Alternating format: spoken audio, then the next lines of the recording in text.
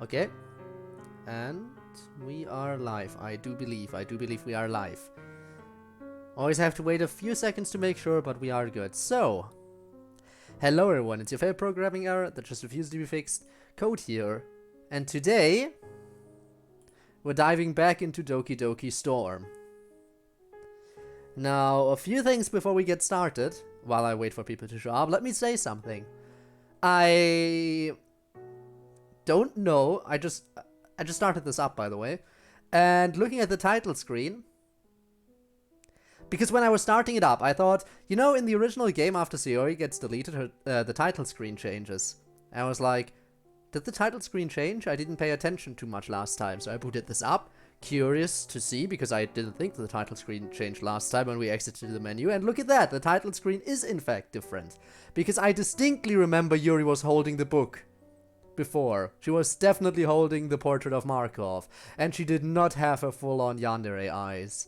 So, now she's holding a knife, she has the yandere eyes, so the title screen definitely changed. And I think I probably just missed it last time. But yeah, they definitely changed it. Oh, Zavanov, hello, the wait is over. Is it over? Is it? I hope so. I'm guessing you're talking about getting more clay. I thought you said it would happen on Saturday. I guess it arrived a little early. Well, anyway, welcome to the stream. It's time. Also, I like the fact that despite the fact that we're going into Act 2, we're starting Act 2 today, but our Act 1 saves are still intact. You know how the original game works, right? Normally, once you enter Act 2, there's no way for you to go back to Act 1. But it looks like we could do it if we wanted to. But we don't want to, we're progressing. Now you wait for viewers? Ah, that, fair. So, the restart just happened. On day 1. Before the main character enters the literature club. I'm guessing that's where we're at. Now, I am not sure if it's gonna follow along the gameplay aspect of Act 2 from the original game and retell the story, or if it's gonna fast forward a little bit. We'll see, but I'm guessing we're gonna retrace the original story basically entirely, because let's face it, there's gonna be some huge changes depending on how Yuri acts now. Clay got delayed to Monday, even more delay. Don't you love delay? Delay is such a wonderful thing, isn't it? Ugh. You had to stack your... It's Tuesday! It's Tuesday. I sit in my classroom seat, pretending to look over my school notes. Is the text box just gonna stay this way? I think the text box is just gonna stay this way. Okay, I can handle that, that's fine. It's as hard to focus on the class as it usually is for me. Really, all I can think of is how much I'm looking forward to escaping to my safe haven. The literature club, though it's a bit laughable that we all call it a club when it doesn't have enough members to be recognized as a club. Monica made the sensible decision to make me the vice president, but as it is, the title is meaningless. It's just the two of us ruling over Natsuki. It's rather silly that we have more executive members than regular members, but I suppose I shouldn't complain, since it gives me the opportunity to read in the company of others, which is nice enough, even for those others include someone as thoroughly unpleasant as Natsuki. Come to think of it, I wonder why the school allows the club to operate when it only has 3 members. I think there's a reason, but I can't seem to remember what it was. My memory feels strangely hazy today. I wonder why that might be. I suppose Monica must have some influence over the teachers. And she certainly has some influence over you, Yuri. She is rather popular after all. Anyway, it's not exactly true to say that the club is all I'm looking forward to. what I'm really looking forward to is the time afterward, when I get to go home and cut myself. She's like... Act 1. It's a bad habit. You shouldn't... she's all like, it's a bad habit. I shouldn't do it. I should stop. Act 2. I'm really looking forward to cutting myself. That's a change. Also, Sammy, hi. Welcome to the stream. Welcome to the stream. We just got started. Main character hasn't entered the club room yet. Hey, look. The first message was made by me. Har har. I mean, it's true. You were the first one to write today. Rob is late. Rob being late, especially to DDLC. How shocking. I hope he's okay. You things are so enjoyable to me. Life is the exquisite pain of my cutting habit. And all the thousands of little sensations that accompany it. The sight of the blade entering my skin, the smell of my blood, the taste of my blood, the feeling of my blood rising to the surface and trickling out in little rivers, and all the pretty little scars it leaves on my body. I shudder in delight imagining it. I feel really good today. Surprisingly good, actually. It makes me forget about my back pain. It even makes me forget about my social anxiety. I wonder if this is an omen that good fortune is coming my way. As casually as possible, I reach down for my bag on the floor next to my seat. I just want to look at her for a second. I gently open my bag. She's so beautiful. It's making me wet just looking at her. You know, Yuri had some questionable internal monologue at the end of Act 1. And now we're starting out with this kind of stuff. Now we're starting out with it. Ain't that just lovely? And that's before meeting the main character. I brought Vernetta today. A green handle with the leafy patterns suggests nature, peace, serenity. Also, another big difference. She actually gave her knives names. That's not something that happened in Act 1. In Act 1, she just referred to them by their design and everything. But now her knives actually have names. Yeah, I can definitely see this getting worse and worse already. Something I could probably use right now, considering how excited I'm feeling. I reach down into my bag and run the tip of my finger along Vernita's blade. Just the tip, I'll give her more later. I smell at the sight of the drop of blood starting to bloom on the surface of my skin. I put my finger in my mouth to taste my fluids while I resume pretending to look over my notes. It occurs to me to wonder why I can't just start cutting myself right now. But then I remember that it's against my rules. Rules? Where did that come from? Since when do I have rules for this? I can't deny it though. I have a vague memory that I made rules for myself around my cutting habit. It feels very unsettling. I'm sure that my memory is normally better than this. Why would I make rules for myself? Now that I really think about it, I definitely made a rule that I'm not supposed to let anyone know about my cutting habit. I hastily close my bag and try to hide my finger cut from everyone's view. I hope nobody saw that I did that. That would be embarrassing, I think. Do I have other rules? I just instinctively use the word rules plural, so I must have others. But I can't remember any of them. Ooh, bad. The very first message of this VN. Even better. Oh, you mean the line, the beautiful message that I was trying to read. Yeah, the jumbled letters. Fair, fair. Very fair. Just then the bell rings, signifying the end of class. I'm still puzzled over all this as I head to the... I'm still puzzling over all this as I head to the club room. These memory issues are suffering my good mood. Right now I just feel like I want to get back to my book. Hey Monica, checking in on your work, huh? To see what kind of amazing stuff you have achieved here. Hey Yuri. I'm so lost in thought I almost ran into Monica. Oh, hi Monica. How are you feeling today? I try to recall what I was feeling before my memory issues. Well, now that you mention it, I'm feeling very good. Better than I have in a long time. It's great to hear, Yuri. I'm just running an errand right now, getting supplies for the festival, but I'll see you back in the club room, okay? Keep an eye on Natsuki for me. Very well. I enter the club room. Natsuki's in one of the seats with her head down on her desk. Is she sleeping? I don't really care. I can't be bothered trying to figure out what her problem is. I just find my own seat and pull out my book. I try to focus on my reading, but my mind keeps wandering. I definitely feel different than usual today. I can't shake the feeling that this is a sign that something special is about to happen. After a few moments, Monika energetically bursts through the door. I'm back! And I brought a guest with me! And there we go. Enter Code. Huh? I guess. Well, that happened way too quick.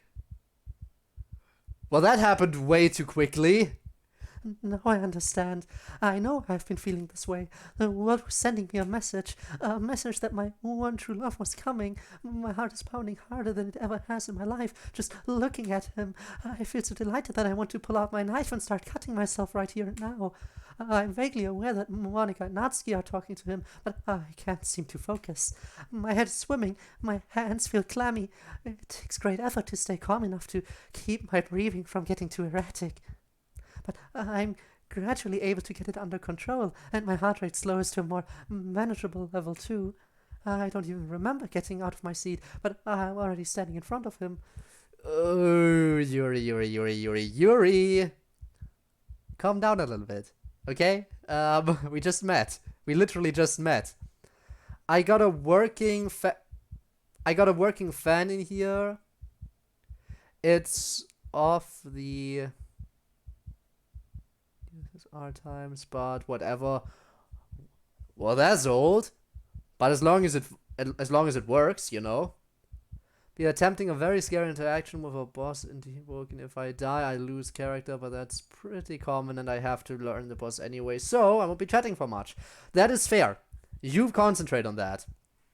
And welcome to the stream, even if you're concentrating on the boss. Yeah, we just started, and stuff is already going haywire.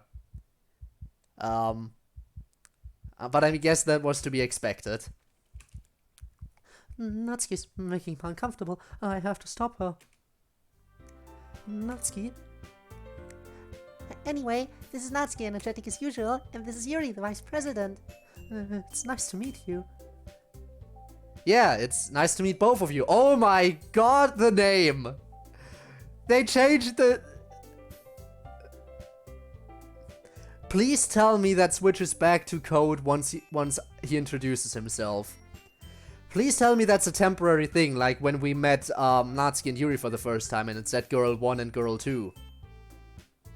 Please tell me that's just like the Girl 1, Girl 2 situation and that's actually gonna change back to Code. Because, come on Yuri, I have a name. Yeah, it's nice to meet both of you. So I ran into Code in the classroom and he decided to come check out the club. Isn't that great? Code. His name is Code. Wait, Monika? Didn't I tell you to let me know in advance before you brought anyone new? I was going to, well, you know. Sorry, I didn't forget that, but I just happened to run into him. Well, if Natsuki denied the opportunity to make cupcakes, this could work to my advantage. In that case, I should at least make some tea, right? Yeah, that would be great. I get my kettle from the closet and leave the club room to fill it. But my whole body's shaking so badly that I've only taken a few steps out when I have to brace myself against the wall to stay upright. I'm breathing so heavily it feels like I'm hyperventilating. Who knew love could hit so hard? Code. I remember reading about love at first sight from a children's book ages ago, but I never realized how very, very real it is. Ooh. Also, Raymond, hi. Got random news. I got COVID apparently. Oh god, I hope you're doing kind of fine. I hope the symptoms aren't too bad because I know COVID can hit everyone differently. I hope that the symptoms aren't too bad for you and you're able to handle yourself quite well. So just relax and try to get better soon in any case. But hi, welcome to the stream. Your name is my love now. Time for the VTuber rebrand. Okay, I'm gonna rebrand my channel. This channel is now called My Love. There we go. Just a sore throat now. Well, hopefully it doesn't get much worse. Hopefully it doesn't get much worse than that. Hopefully it stays at sore throat, and that's the limit of it. But we don't know. But I never realized how very, very real it is. This exhilarating feeling is the best thing I've ever experienced. And now I desperately want to cut myself more than ever. Oh no. Anita's in my back inside the club room. Should I go back for her? I stand here for a moment, paralyzed with indecision. Hello to my beautiful Doki community. King Dylan, welcome to the stream. First time viewer, huh? Ah, welcome. It is fun being in the Doki community. I like it in the Doki community. It is a fun place to be. So many, just all the great mods out there, and just one thing that's always fun is watching other people play the game, seeing what they think about it. And of course, the big discussions about who is best girl. Even though they are all amazing, so they are all amazing, but in my opinion, Natsuki's up top. But anyway, welcome to the stream. To catch you up, maybe real quick, we're currently in Act 2 of Cursed Screen. So yep, she's gone. We're currently in Act 2 of Doki Doki Storm, which is the DLC from Yuri's point of view. It was very sad, because at the end of Act 1, she threw out her knife collection. She was about to quit her cutting habit for good and, get a fresh start in life. And that's when Monika reset the game. The perfect timing on that was just, that's a yikes. And now we have to deal with this stuff. So yeah. Also, Rob, good luck to you. I stand there for a moment, paralyzed with indecision. Same for Sayori. And 02. 02. Good choice, good choice. There are so many simpable characters in fictional media out there. If I'm really keeping my habit a secret, then it will be too obvious if I go back just to pick up my knife. I feel frustrated. Why did I leave her in my bag? But now that I think about it, there's really no other place to put her. Not if I want to keep her hidden. These stupid uniforms don't have any pockets. How impractical. I'll have to worry about that later. For now, I should just focus on the tea. I quickly prepare the tea. I look over at Code and the two girls, where they've managed to arrange a set of seats together. Monika's animatedly talking to Code, seemingly trying to keep him engaged. Natsuki seems disinterested in the whole conversation. She looks like she barely has the energy to keep her head up. I could never imagine trying to compete with someone as popular as Monika, but for the sake of my one true love, I have to try. I try to muster a sense of self-confidence as I bring my tea set over to the group. Wait, is that a mod? It is. Doki Doki Storm. That's the title of it.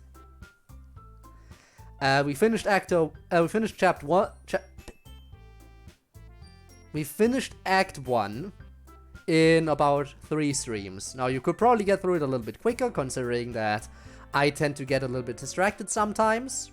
But, so far, pretty amazing. I wasn't even sure if there was going to be an Act 2 in this mod, but apparently they included Act 2, which is exciting. So, yeah, we get to see more of Yuri's thoughts in this. My hands are shaking so much. It's a miracle that I don't spill any tea on anyone. Okay. They're actually using the name now. We're good. You keep a whole tea set in this classroom? MC's face when Yuri's like, I want to cry. Oh my god, I'm so excited for that. I shouldn't be excited for it, but I kind of am. I want to know. Turns out he wasn't so hard, I just had to have good ping. Well then, congrats Rob, you beat the boss. Good on you. Even if it wasn't as hard as you thought. We'll get there. We'll get to MC's reaction eventually. The thing is, you know how when in the original game you first enter the club and you don't know the characters yet? They're named as like Girl 1, Girl 2. In you know what the main character was just named when he came in? And Yuri didn't know his name yet. We literally just saw the main character for the first time, and instead of his name, it said my love. Immediately. It immediately just said my love. Right away. First sight. Love at first sight, like, wow. And that was insane. I am happy that they didn't keep it that way, but... You keep a whole tea set in this classroom? We do indeed. I don't have to worry so much. I did get to hang out with Tord. Is it going to be a running gag that I can't end a round of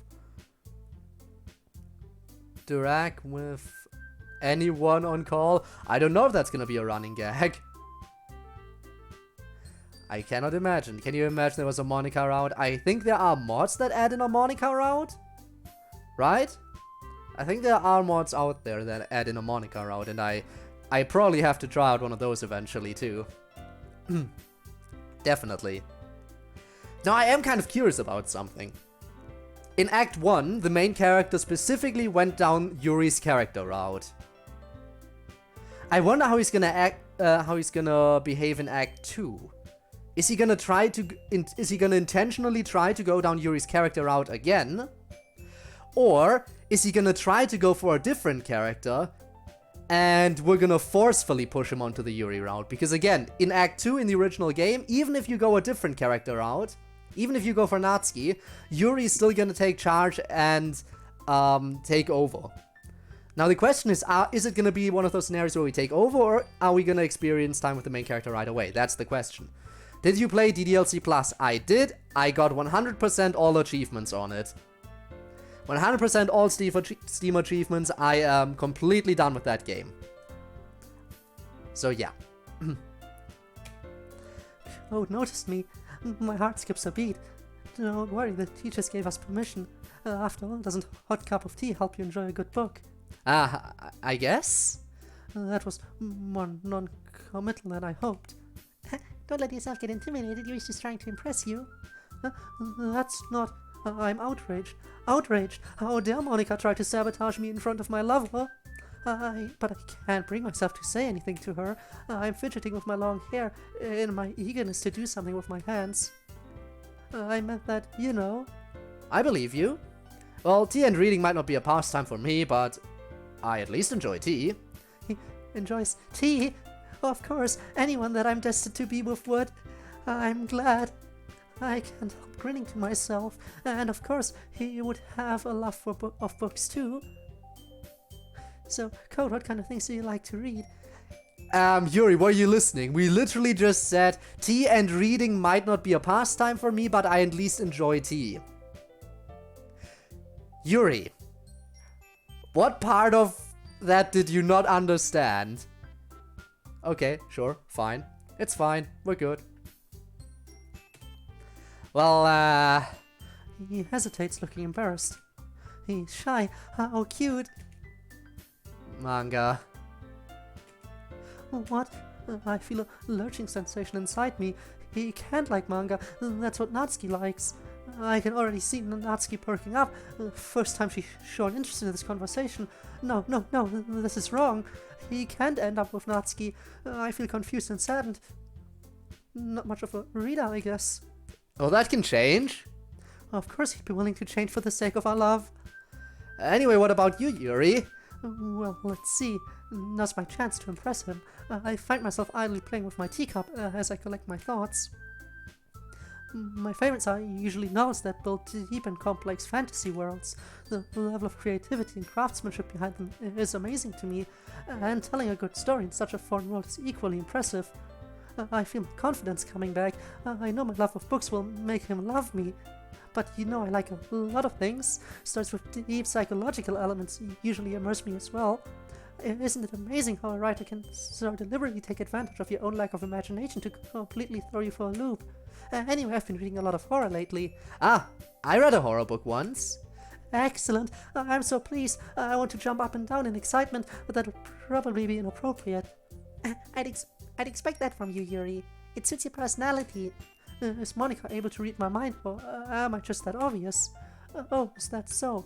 Really, if a story makes me think or takes me to another world, then I really can't put it down. I'd love a traditional VN with inscription characters for the laughs. You know, honestly, I'd love to see more of the inscription scribes. They were pretty interesting characters. We got to spend some time with Leshy and PO3, but barely any time with Grimora and Magnificus. We also didn't get to see too many interactions between them, other than, you know, in card form usually.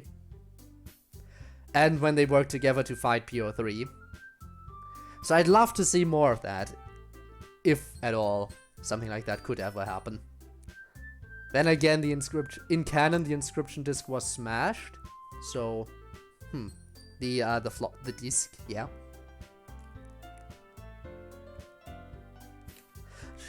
Real horror is often very successful at changing the way you look at the world, if only for a brief moment. I hate horror. Who cares? Oh, why is that? Well, I just... Natsuki looks over at Code for a split second. Never mind. What was that about? She better not think of trying to move in on him. That's right, you usually like to write about cute things, don't you, Natsuki? What? What gives you that idea? You left a piece of scrap paper behind last club meeting. It looked like you were working on a poem called... Don't say out loud and give that back. Fine, fine. Natsuki, you write your own poems? Well, I guess sometimes. Why do you care? I think that's impressive. What? Why didn't you share them sometime? What? No, you wouldn't like them. Ah, not a very confident writer yet. Why does he keep talking to her? He should talk to me. I understand how Natsuki feels. Sharing that level of writing takes more than just confidence. The truest form of writing is writing to oneself. You must be willing to open up to your readers, exposing your vulnerabilities and showing even the deepest reaches of your heart. Do you have writing experience too, Yuri? Maybe if you share some of your work, you can set an example and help Natsuki feel comfortable enough to share hers. Share my work with the club? I don't know how to reply to that. The only one I want to share with is Code. I guess it's the same for Yuri. There's a pause. I'm trying to think of what to say to Code next, but I can't concentrate. Camera, where are you zooming? Where are you zooming? Camera, stop. I'm distracted by his pants. I can't help staring at them. It's like my eyes are transfixed by them. They have pockets. Oh. Okay, that's what we're talking about. Guys, everything's fine. Everything's fine. Yo, that's sus. No, it's fine. It's fine. Guys, we're just talking about the pockets. My pants. They have pockets. Isn't that amazing? Imagine wearing clothes that have pockets. It's so unfair that the boy's version of the uniform has pockets and the girl's version does not. His whole hand fits in there. Incredible. No, we're talking about his pee-pee. Oh, of course. Yeah, the true ending is behind an ARG, so here's a good reason for you to do it. Yeah, I'll have to dig into the ARG at some point, but I want to finish Casey's mod first. Because there are some more lore, some more, you know, those log entries in Casey's mod, and I want to read through them first. Just, you know, to avoid any potential other spoilers. I could easily fit 6 or 7 of my knives in there at least. I have a mad urge to put my hands in his pocket to find out how deep they go. Would that be inappropriate?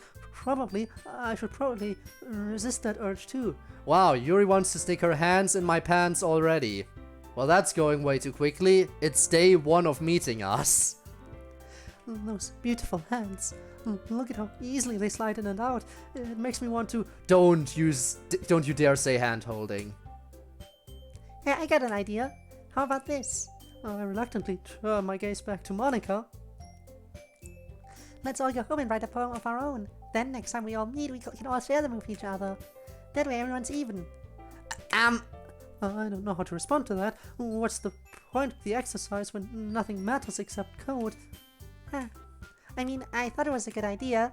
Well, but on the other hand, it does give me more chances to interact with Code, and besides, it's worth it to see the discomfort on Natsuki's face. I think you're right, Monica. We should probably start finding activities for all of us to participate in together. I did decide to take on the responsibility of vice president after all. I need to do my best to nurture the club as well as its members. Besides, now that we have a new member, it seems like a good step for us to take. Do you agree as well, Code? Hold on, there's still one problem. What's that?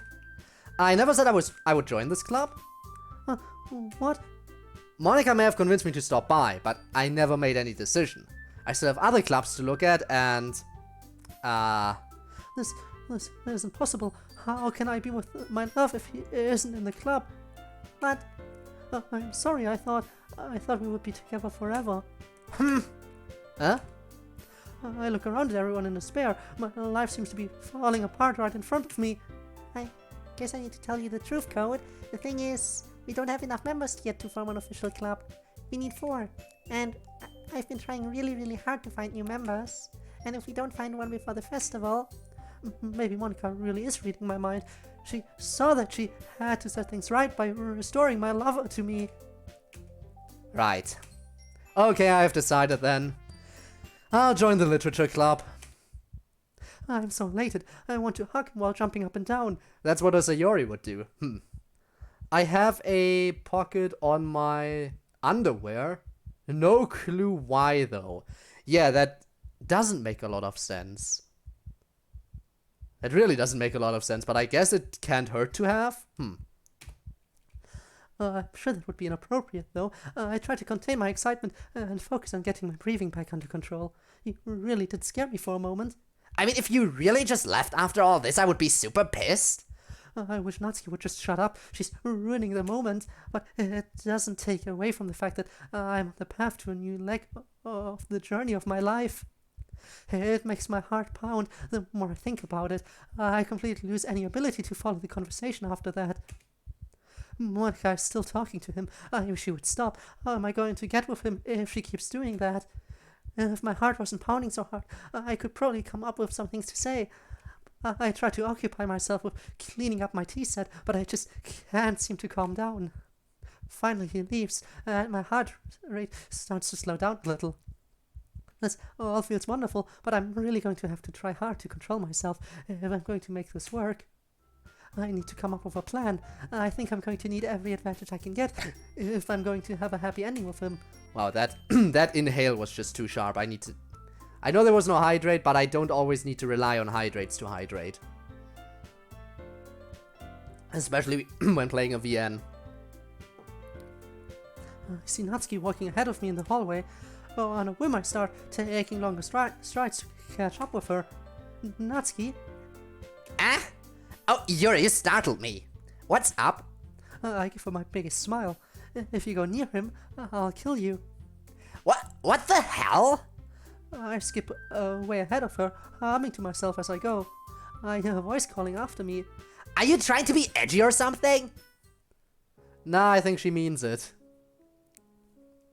I feel a lot calmer now. I'm still having a little trouble concentrating, but it's clear that I have to do everything I can to show Code that I love him. I should give him a gift. I immediately change the direction and head toward the bookstore. I know just what to give him, a copy of my favorite book. I pick up my pace, flooded with excitement. Okay, I'm guessing you, to explain, I'm guessing you clicked off the stream for a second. Yuri just decided to focus in on the main character's pants. And me, and along with some people in chat, were very, weirded out by that. Until she clarified that she was looking at his pockets. His uniform has pockets. The male uniform has pockets, while the female one doesn't. And that's what was going on. And then she started getting really focused on the main character's hands. And then she snapped back to reality. But yeah, that's what happened. Well, simp. I mean, yeah, she do be simping, kind of. Just looking at his pants. Also, she wanted to stick her hands in there. Like, in the pockets. In the pockets of the pants. But, yeah. Yuri is cute while crushing on love at first sight. Yuri's cute when crushing on love at first sight, but when no, don't. Hey, I never said that this wasn't a problematic. I never said this wasn't a problematic thing here. I'm running as I enter the bookstore. My heart is racing again as I head straight to the horror section. It doesn't take me long to find what I'm looking for. I would recognize the bright red eye from the front cover anywhere. After paying for it, I carry it in front of me. I'm having so much trouble containing my excitement that I end up running all the way home. Yuri, insane child with pocket knife. Yup. There's a knife collection. Again. I'm panting from exhaustion as I get to my room. I set my bag and my new book on the floor. I lay back on my bed, a contented smile on my face, despite the pain in my chest from running. I hug one of my pillows, pretending it's Code. Now that's a thing she did in Act 1 too. But I think it took her longer to do this. I don't think she did it straight up on day 1. But yeah, of course, she's doing this again. I can't help laughing. I laugh and laugh until I can hardly breathe from laughing. I allow the full glory of the realization of my destiny to wash over me. I feel warm and tingly all over. I laugh until I have tears in my eyes. As is only natural, now that fate is smiling on me. Everything in my life has been building up to today. I don't have to be alone anymore. Yeah, I love that pic. Honestly, it's cute. Like when I saw that pic in chapter 1, I immediately thought, that is so cute and adorable. Now that I'm seeing it, I still think it looks cute, but I have some slight concerns this time around. So, a depressed child with a noose, yep. Natsuki, sassy child with daddy issues. We have them all. I'll have Code by my side, and everything will be perfect. I let out a long sigh of happiness. I squeeze the pillow harder. I stroke it with my hands. I kiss it. I pretend to put my knife into it. Okay, that line, and the fact that she's looking straight at the camera right now, Yuri. Yuri, why are you looking this way? Why are you looking this way, Yuri? Yuri? What are you doing? Okay, Monica. Nah, she's just Monica. Yeah, she's just Monica. Just Monica. Just Monica. A small part of me reminds me that it's inappropriate to have such lustful thoughts about someone that I just met. But this is love. It's different. It makes it okay, right? And speaking of lust, I set the pillow aside and stood up. It's time for the one thing I've been looking forward to all day. I go to my bag and pick up Vernita. I haven't forgotten about you, my little darling. I kiss her handle. Don't worry, just because I've met my soulmate doesn't mean I don't care about you any less. She glitching? Yeah, she glitching.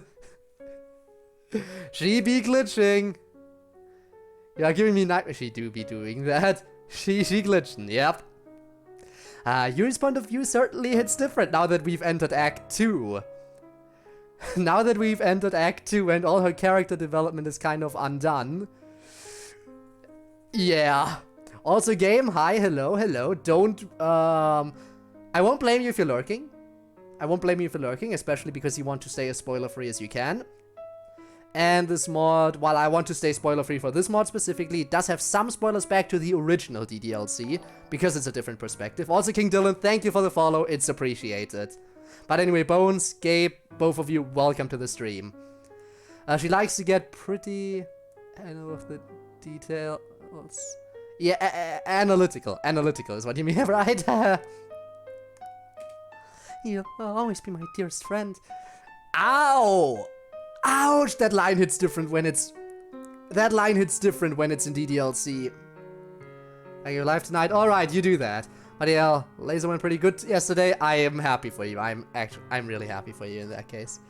But yeah, this line hits so different in the DLC context. Oh, that hurts. I can read that. I couldn't in the beginning either. You get used to it. You get used to it. But yeah. I turned to my knife collection hanging on the wall. That goes for all of you. My friends with benefits.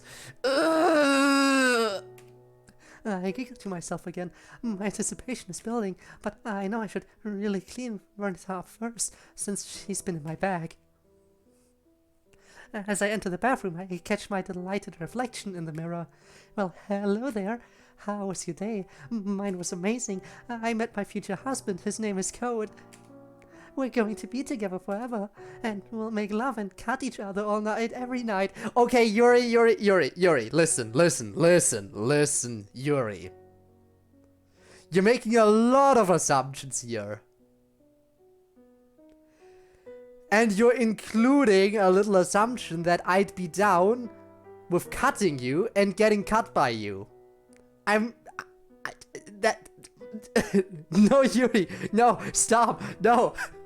Stop, we don't need this. I agree, no.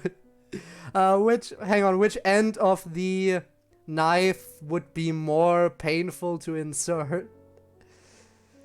Why are you asking that question and inserting where? Nah, we're not going into that. We're not going into that any more than a knife is going into Yuri. Now if you mean make me... moving on. Why is the text not advancing? Did I click out of the game? There we go.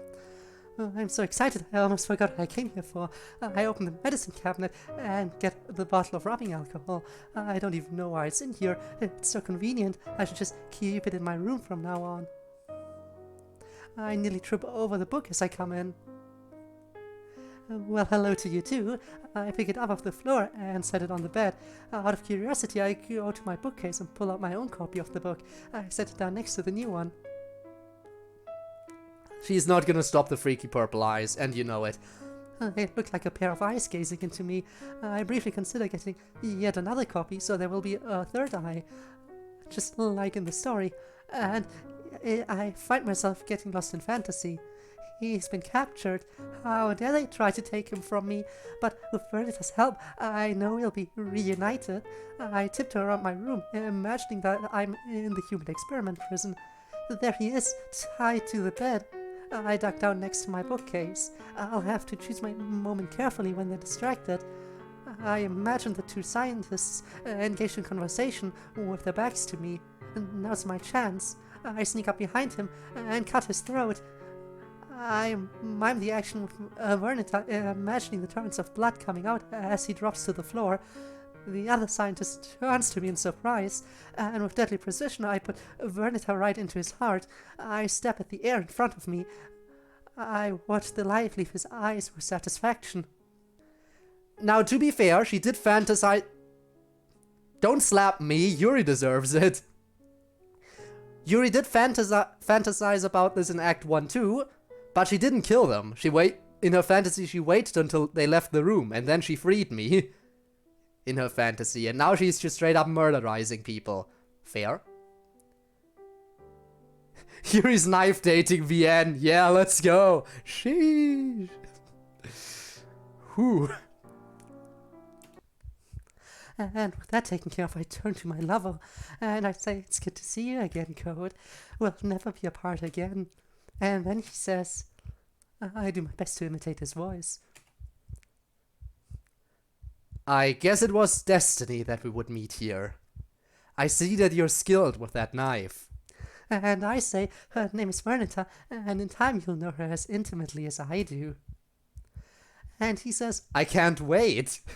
I approach him slowly. I can see in his eyes that he's longing for this as much as I am. Lurk for now, BRB. Alright, see you in a bit then, Bones, and thanks for coming by again. I just slapped Mr. VTuber, yes. You did, in fact, do that. The slipper is probably the most satisfying sound when it comes to throwables. I think the slipper has the most satisfying sound. Ah. Definitely. Playing Deep Oaken still? Well, go for it by all means. Just try not to die. And with one swift movement, I cut his hand off. I pretend to bring it to my lips to kiss it, imagining the blood running down my chin. Great, so instead of cutting the ropes with which I'm bound to the bed, you just cut the hand that is bound by the ropes. Perfect! Makes perfect sense. Logic. Soon his beautiful hand will be a part of me. The more I think about it, the more aroused I feel. My hands are shaking from excitement as I sit on my bed, wiping down Vernita's plate with alcohol. It's time. I want you. I lift up my skirt.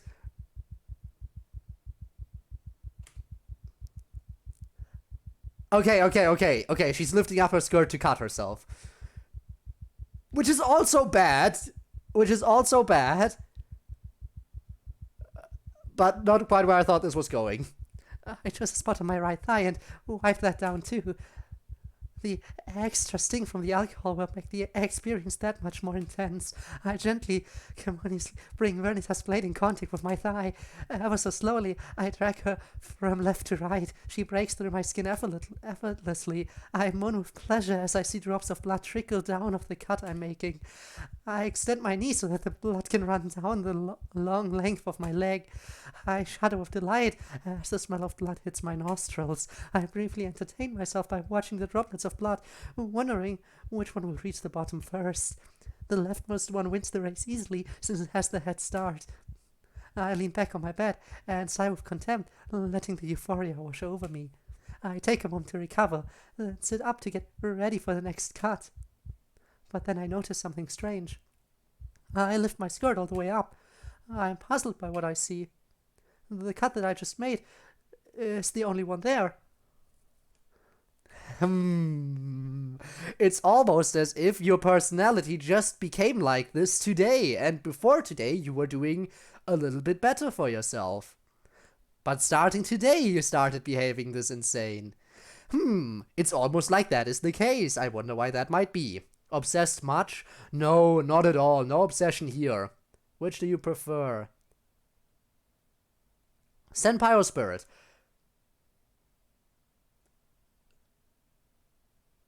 I guess senpai. Spirit is definitely interesting, but I think I'd have to say senpai. Sure. Talking about FNF specifically, I'm guessing. There are no other marks or scars or anything. I set Vernita down on my bedside table. There's something wrong here.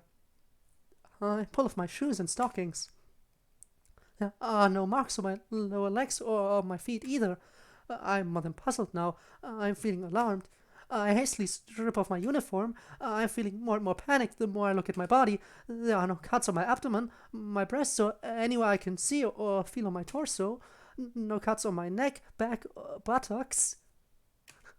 The only signs of cuts are very orderly set of scars on my forearms, with only a few on my right arm, and all of them look old and healed over. How can this be? This makes no sense. I cut myself all the time, don't I? There should definitely be more marks than this. If I didn't know any better, I'd say it looks like I haven't cut myself for weeks. If not for the mark on my forearms, I might think that I completely imagined that I had a cutting habit at all. It's almost as if the memory of someone who enjoys cutting was placed in someone else's body. I wish my memory wasn't feeling so unreliable today. Ooh, they literally called Yuri's song obsessive in FNF. And then when Doki Doki Bad Ending came around, they called it Markov. But yeah, Obsession was Yuri's song. Yeah, I do remember. The one where she transitions into crazy mode. And her self-harm, and her habit of self-harming and her obsession are her two most negative traits. Which are the ones that got amplified. As I try to cast my mind back, the word rules comes back to me again. I had a rule that I wouldn't cut myself away from home. I look at my hand. At the cut I made on my finger at school today, I guess I broke that rule. I think I also had a rule that said I wouldn't cut myself more than once a day. I look at the cut on my thigh. I guess I broke that rule too. Why did I make these rules? It's almost as if I thought that cutting myself is a bad thing, but that's absurd. I don't understand any of this. How bad is it that I broke my rules? The only thing I know for sure is that I feel very confused and unsettled right now. I look at Vernita, my blood glistening on her blade. I'm sorry, I'm really sorry, but I don't think I'm in the mood anymore. I take some tissues from the tissue box on my bedside table and start wiping up the blood on my leg. I walk over to my bag and feel a bit of relief when I find a box of bandages in there. At least some things are as I remember them. There are definitely physical signs that I have a cutting habit. They just don't exactly match my memory. But how much can I even trust my memory now? I continue pondering this as I apply bandages to the cut on my thigh. Could I be losing my mind? Come to think of it, I have a distant memory of classmates at school calling me crazy. Maybe they're right. I look down at my body again. The absence of scars is disturbing me. I should get dressed. I might as well change into my pajamas since I won't be going out again today. As I change, I try to avoid looking at my hideous, scarless body. Well, as troubling as all of this is, I don't know if there's anything I can do about it right now. You know what? Borderline, but still dateable. Really? You know what? You're right. I am desperate too. Here's the best character on Doki Doki Tego because she makes Crucify. Ah, yes, that song. Personally, I really like the cover of It's Complicated. Like the It's Complicated cover is one of my favorite. The Sayori cover of It's Complicated is one of my favorite songs in FNF. But yeah, Crucify definitely also amazing. I should focus on more important things that I can be sure of, such as the fact that Code is the love of my life and I have to do everything I can to be with him forever. I look over the two books on my bed. Which one should I give him? But of course I'm going to give him the new one. That's how he'll know I love him. Why did I even ask that? Such strange thoughts keep coming into my head. I slip the new book into my bag for tomorrow, but then turn back to my bed and open up my old friend. Flipping through the pages brings back some measure of calm. I smile as I relive the events of the book that I know so well. I think I might like to reread it again. I place it in my bag next to the other one, so I can bring it to school tomorrow. I suppose now I ought to write that poem that Monica wants. My mind feels so hazy, though I can't think of what to write. I pull up my notebook and sit down at my desk to flip through it, looking for inspiration. Plenty of stories about escapism into fantasy worlds, that's to be expected. Lots of poems about a storm, I don't know what that means. And several about my cutting habit, but the ones about my cutting habit are all about anguish, self-loathing, and deep emotional pain. I don't remember writing any of these, but they're in my handwriting, so I was definitely the one who wrote them. I look through the whole notebook and I can't find a single poem about how enjoyable cutting myself is. It's as if I disliked my cutting habit for years and then suddenly started liking it today without any memory of the transition. You know, that's one thing I also like about Yuri. The fact of how smart she is. Like, her entire personality got drastically altered. And she's putting it together. She's starting to put this together on the first day. It's day one of her personality being altered, and she's already starting to put things together. How can you understand, Ivanov? You get used to it. Again, I had a lot of trouble understanding that at first, but you get used to it. Allow me to read this. The equivalent of dating a humanized blender. But I think it could work. I mean, I can see where you're coming from, sadly, but, yeah, there are some things you'd have to clear up with her first. Like, for example, the fact that, if this was a relationship, we would not be cutting each other. That is one thing you'd have to clear up with her. Is this issue going to keep coming up over and over again? I wonder if I've always had memory problems, but I just can't remember them. That's a bit of a conundrum now that I think about it. There's clearly some kind of serious discrepancy in my life. I can't ignore this. Well, whenever I may have felt before, it's pretty clear that I'm a lot happier now. And if I can't remember the reasons that I wanted to stop cutting myself, then maybe they're not important. In fact, maybe that's why I was so miserable in the first place, because I was giving up the only thing I enjoyed. I must have had a very empty life. Maybe it's just as well that I can't remember it. Maybe I'll write about it. This ghost of a life that I used to have. Once the idea comes to me, I am able to write it down quickly. I write the title at the top, Ghost Under the Light. It's a little short, but anything I add to it will seem like unnecessary padding. Now that it's done, I can turn my attention to other matters. This lack of pockets in my uniform just won't do. The blazer has little flaps that look like they're supposed to resemble pockets, but that's it. What's the point of having fake pockets? I'll never understand. Same, honestly. Why fake pockets? I bring up my sewing kit. With a bit of work, I'm able to add pockets to the front of my blazer. It's just a matter of cutting a hole under that useless flap on the front and then adding some material on the inside of some old clothes that I don't care about. When I'm done, I test it, wearing it over my pajamas and repeatedly putting Vernita in the pocket and taking her out again. I'm quite pleased with the results. I'll be able to have much easier access to my knives at school from now on. I think that's a good note to end the day on. I get ready for bed, dreamily looking forward to tomorrow and all the wonderful tomorrows to come. Well, if that wasn't a great day. When I wake the next morning, I can't get out of bed right away. I lie there smiling to myself, lazily stretching out, glorying in the certainty that today is going to be a good day.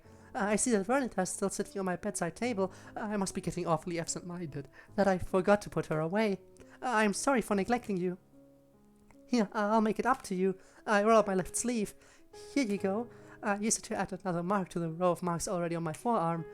I sigh contentedly to myself as I watch the blood run along my arm up to my rolled up sleeve. Oops, I probably shouldn't get blood on my pajamas. Careful, Vernita, or you'll make a mess, you naughty little one. I giggle as I get a tissue from my bedside table to wipe up the blood. It's okay, it's all in good fun. But I really do have to get ready for school now. It's the start of my new life of code. Once I'm dressed and ready to go, it's time to decide who to bring with me. But the choice is obvious. She has a knife called Thor. Thor, I grab his purple handle and pull him down from the rack. His purple color fills me with confidence. I know he'll bring me good luck today. I hold him close to my face, admiring the pattern of lightning bolts across the surface. Mighty God of Thunder, will you bring me a storm? Storm. That word is familiar. It was important to me somehow, in a bad way. I feel unsettled again as I try to grasp this memory. I think it was a metaphor I created or something. It was. Blood is a liquid, so I could teach her self-harm as a survival tactic. Okay, now it's getting weird from both sides. Something that went on inside my head. It was an intensity that flooded my mind and overwhelmed my senses and my thoughts. It made me feel compelled to punish myself. I drop my knife on the floor and back away from it in a panic. My breathing is getting more rapid and my heart is racing. What is this? What am I remembering? I was scared to go near my knives when the storm came. Why? Why would I be scared of my knives? It doesn't make sense. My knives bring me comfort. They bring me joy. I don't know. I don't know what's going on in my head. I don't understand any of it. But right now I'm having trouble calming myself. I try to wrench my mind away from those thoughts. I don't know where they're coming from, but it's clear that they're not good for me. I just keep telling myself that it's okay. It's okay. That cutting myself is okay.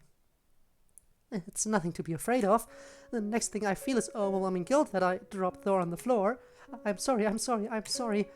I go down to my knees in front of him and pick him up reverently. I'm really sorry. I don't know what came over me. I'll make it up to you. Here. I put my right sleeve this time. The side hasn't gotten much attention, though it makes a satisfied click sound as his blade becomes erect. Is that the word you wanted to use? Okay. I let him give me a small cut on my wrist. There you go, that's better, isn't it? I kiss the flat surface of his blade. It's okay, I still care for you, never doubt that. But I'm going to be late for school now, so I really need to get going. I put his blade away and slip it into the new pocket on my uniform. Nothing of consequence happens all day. I spent the entirety of my class looking forward to giving Code his present. As I approach the literature club, I hear Natsuki's shrill voice. Please? It's fine, Natsuki. I wouldn't worry about it. Natsuki looks noticeably uncomfortable when I enter. She walks away from Monika without another word and takes a seat without looking at either of us. I wonder vaguely what they were talking about, but I have more important matters on my mind. Is Code here yet? Hello to you too, Yuri. Ah, yes, the obsession coming in again. We're reading torture You know, I didn't need you to point that out to me. I didn't need to hear that. I didn't need to hear that, okay? Thanks for that phrasing. Now it's in my head. Oh no. Someone's a little eager today. I just want to make sure he feels welcome in the club. It's my responsibility as vice president after all. Of course, I'm sure that if he comes back, you'll make him feel right at home. If he comes back, but he has to come back, right? You okay there, Yuri? You look a little upset. I'm fine. I just need to get back to my book.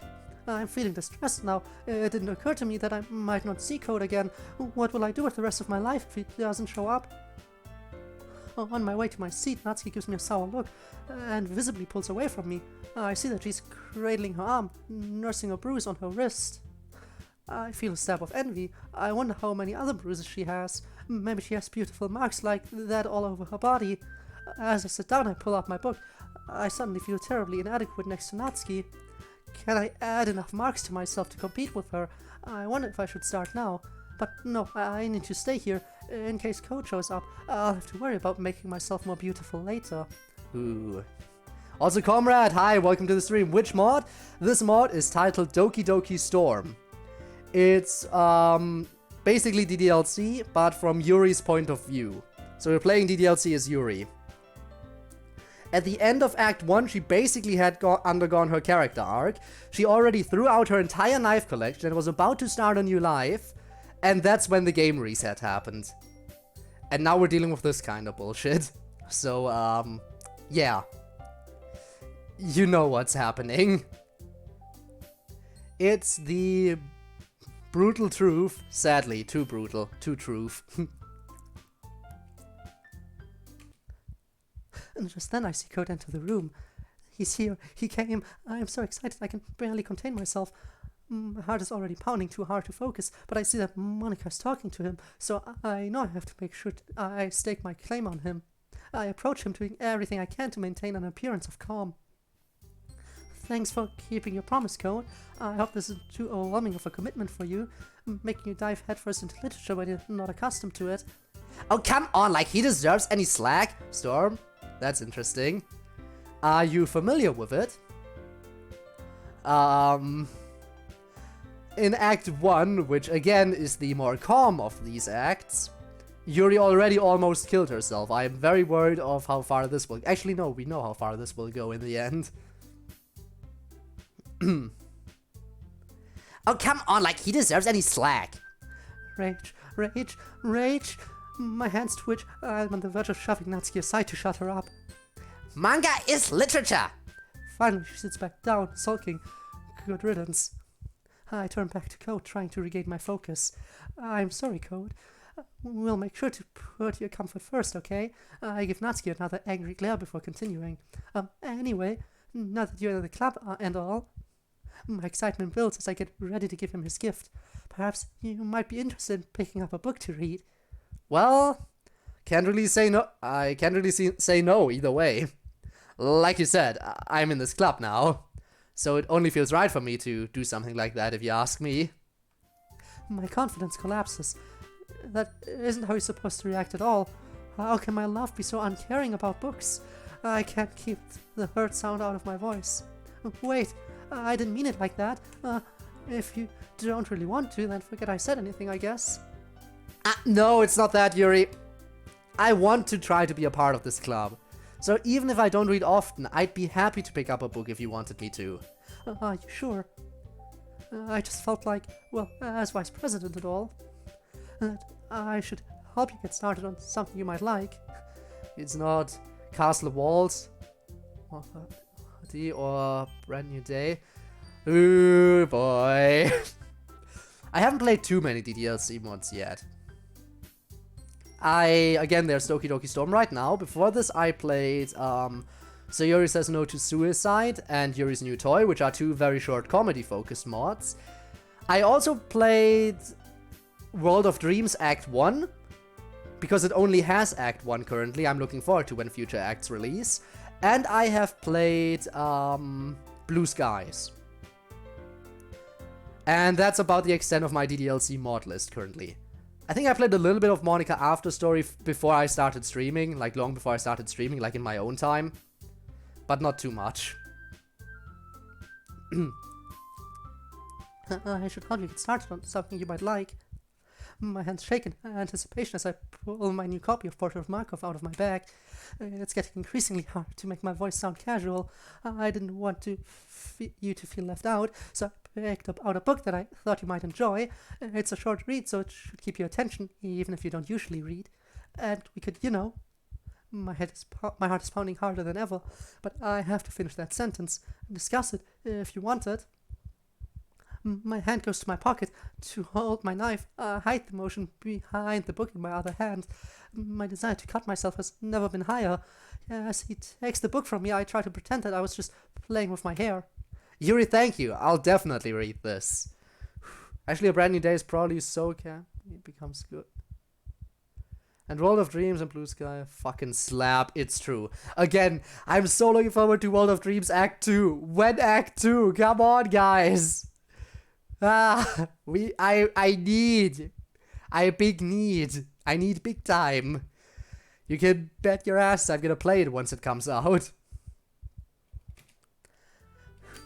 Well, you can read it at your own pace. I look forward to hearing what you think. He turns away from me to walk back to his bag. He's putting the book away. He doesn't want to read it now. I'm left standing there feeling awkward and confused. What do I do now? Should I try talking to him again? I'm feeling too lightheaded to concentrate. I think I need to sit down. I pick up my own copy of Portrait of Markov again and resume reading, or at least pretending to read. None of that went how I expected. He was supposed to be excited for the chance to read. He was supposed to love me for my gift, but he just acted like he barely cared about it. I'm feeling so disillusioned. I need this moment to collect my thoughts and decide what to do next. Code is standing at the front of the room by himself. He isn't doing anything. He's so shy. Maybe this means that I need to take the initiative and talk to him first. What do I even say? I've never been good at any social interaction, let alone interacting with the man of my dreams. Should I tell him I love him? Should I kiss him? Should I cut him? My hand compulsively goes to throw in my pocket. Just as I'm thinking this, I see him walk towards me. My heart is pounding too heavily for me to think of what to say or do. Also, I like how... Why is cutting me supposed to be an expression of love? I know she likes doing that to herself, but not everyone is into that, Yuri! Our Dreams has such an interesting premise and good writing. It's true. Non-canon World of... what? Christmas spin-off World of Dreams? Ooh, that might be a good one to check out. But I'll probably hold off on that until the season's right, when Christmas comes around. If I remember to play that when Christmas comes around, I'd be delighted to. And he walks past me. What? I try to look at him after he passes by. He walks over to Natsuki in the closet. He is taking the Natsuki route in Act 2. Okay, so Act 1 was Yuri's character route, and in Act 2 he's trying desperately to take the Natsuki character route. I was curious about whether or not that would happen, and it is happening. And this is a second-person VN. You know what? It's actually true. This ain't first person or third person, this is second person. We are playing as a character interacting with him. We're looking at this as a character. We're looking at this through the eyes of a character that is not the main character. That would be second person, it's true. Huh. He walks over to Natsuki in the closet. What's going on? He's talking to her. Why is he talking to Natsuki? She's being as dismissive and rude as she always is, but he's still talking to her. The hurt I feel is indescribable. It makes me so sad. I don't feel like cutting myself anymore. I try to turn back to my book, but I can't focus. Natsuki's despicable. Why can't he see that? Could he just be really superficial? Could it be that he just isn't able to see past her pretty face? maybe I should cut my face to make it more beautiful. But I remind myself that people aren't supposed to know about my cutting habit. That will make it too obvious. I feel frustrated and lost. I don't know what to do. Nothing has gone the way it's supposed to today. When I look again, I see that they're sitting on the floor together. They're reading together. She has a look of joy on her face. This is too much. I can't deal with this. I step outside in a daze, slumping down on the floor against the wall. That image of Natsuki's smiling face is burned into my memory.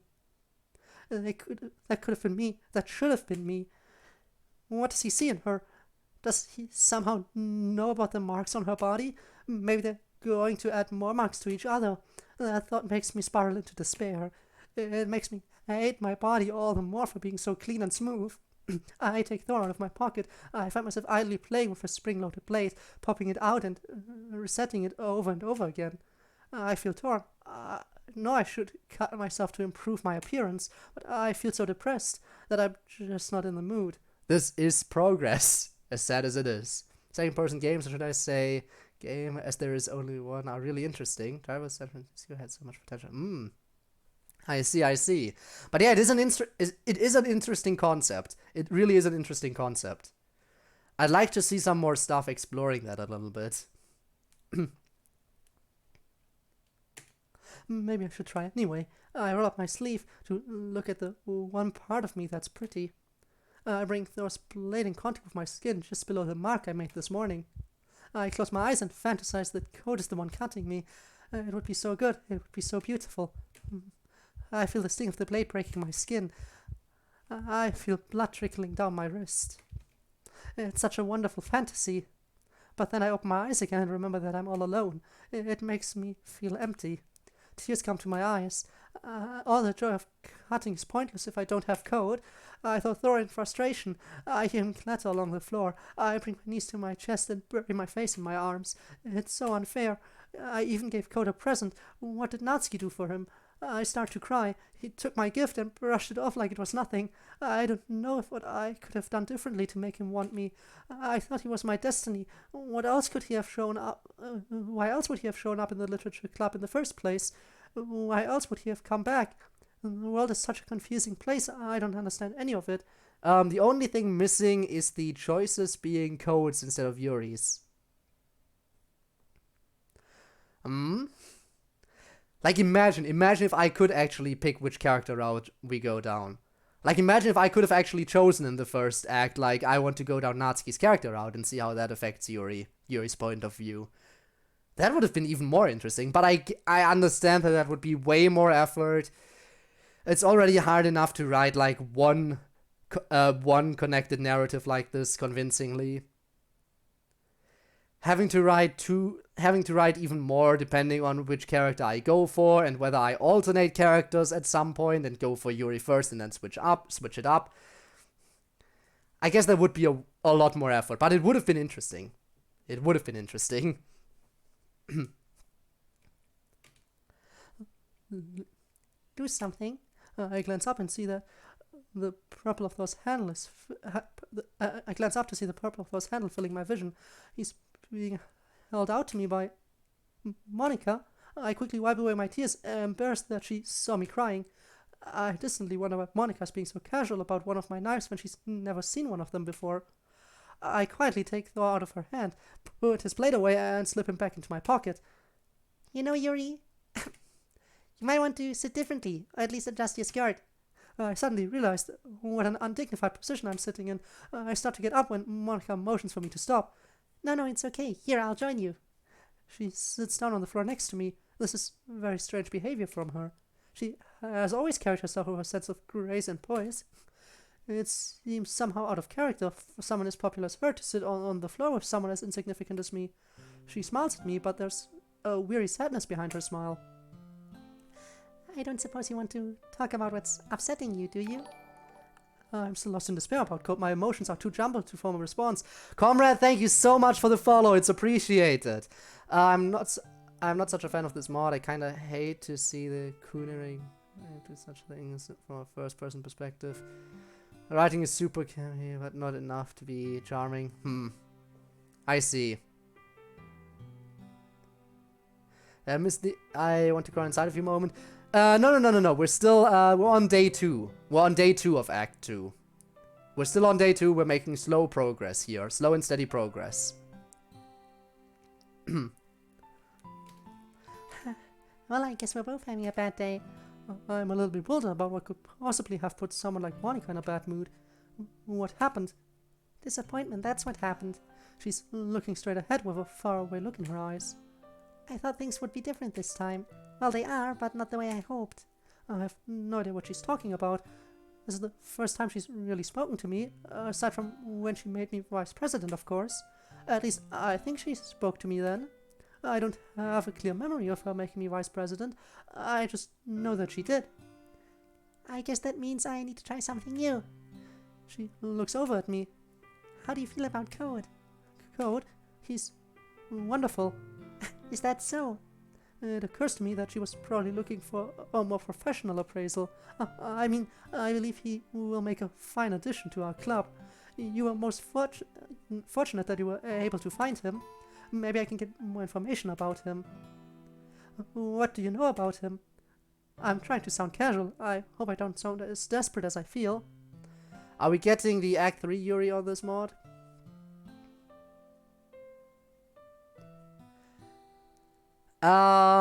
Act 3 isn't Act 3 just the one where we're sitting with Monica?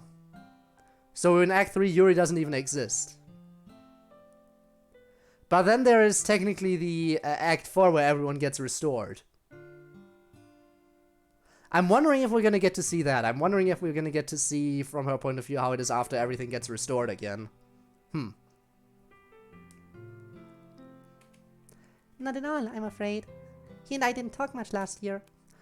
But you must know something. What he likes, what his interests are. Something that I can use to win him over. Monica looks bemused. Why is you interested, Yuri? Looking at Monica's mild expression reminds me that she likely has no idea that Code and I are destined to be together.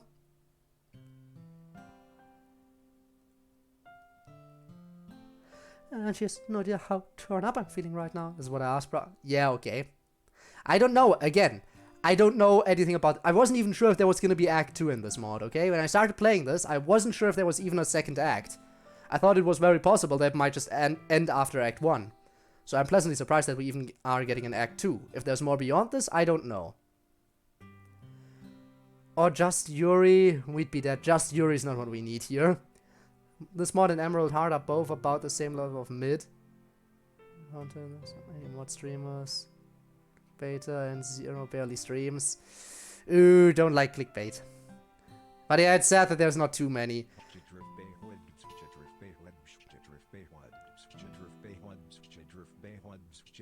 Okay, text-to-speech going off right now. But yeah, okay, I see. But it's honestly a mid-tier mod. Even if you consider it to be mid-tier, I still think it's pretty good. Also, Lean Leety? Or Lean Lee TV? Lean Lee TV, I'm guessing? I'm just gonna say Lean. I hope I said that. I hope it's right. Anyway, thank you so much for the raid. Welcome to the stream. Welcome. What were you playing? What are you playing?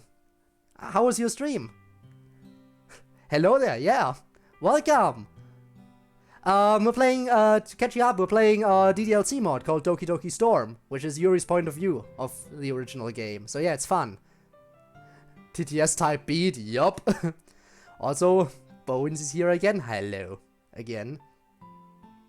Ready for another slap? Oh, am I ever. She has no idea how torn up I'm feeling right now. I just want him to feel welcome. It's my duty as vice president. Your duty, of course.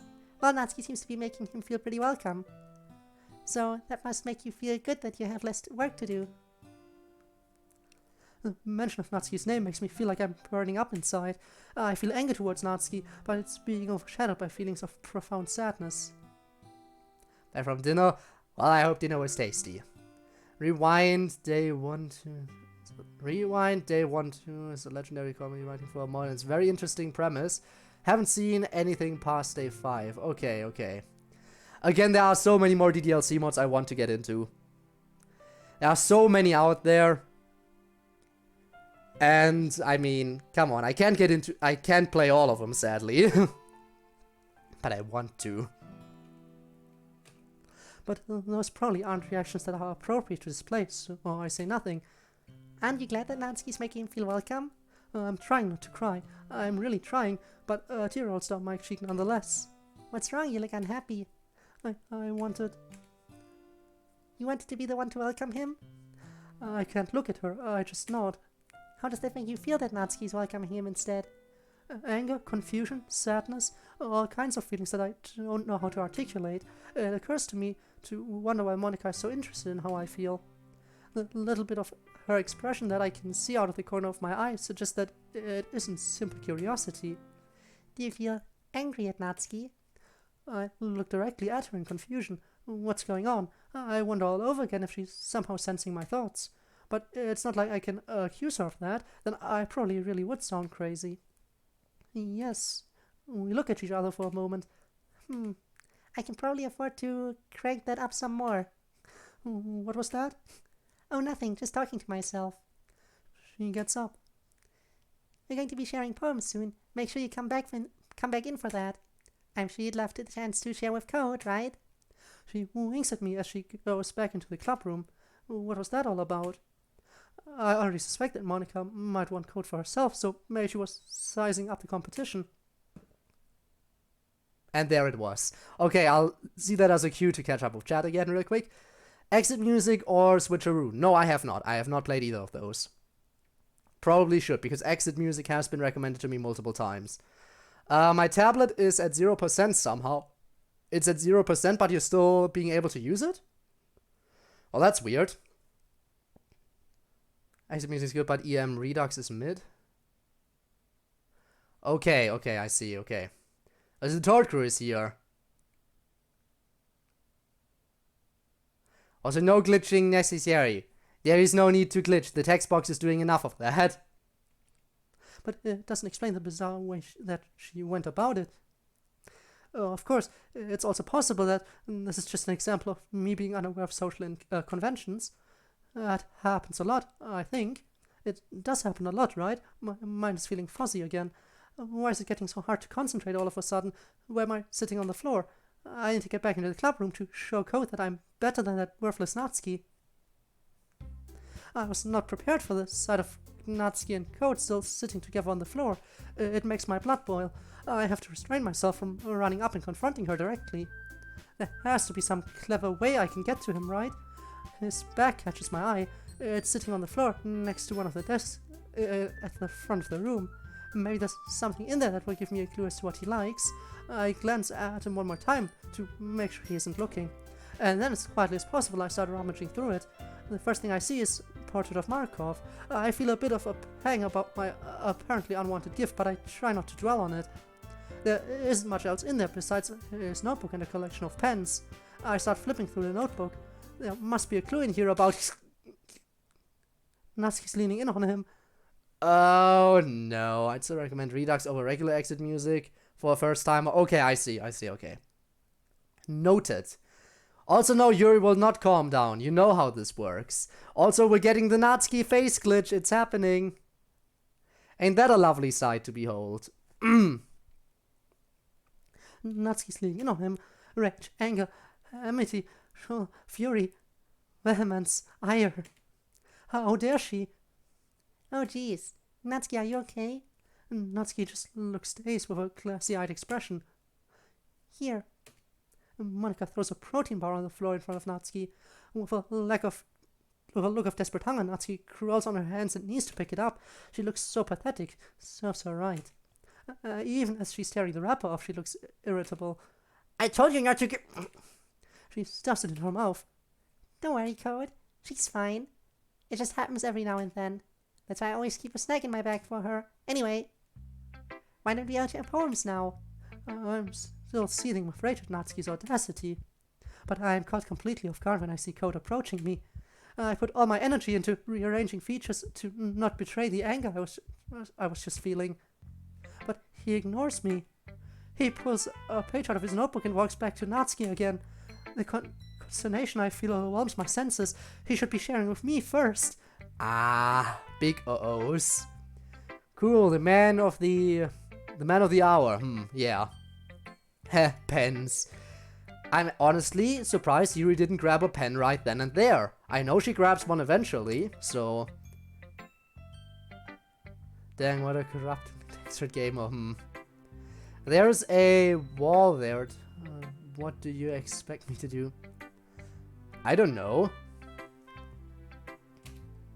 Well, I guess we're sharing with each other first then. How dare she? That's more like it. But seriously, I don't suppose you'd mind looking over my poem? I try to occupy myself reading the poem entitled Hole in Wall.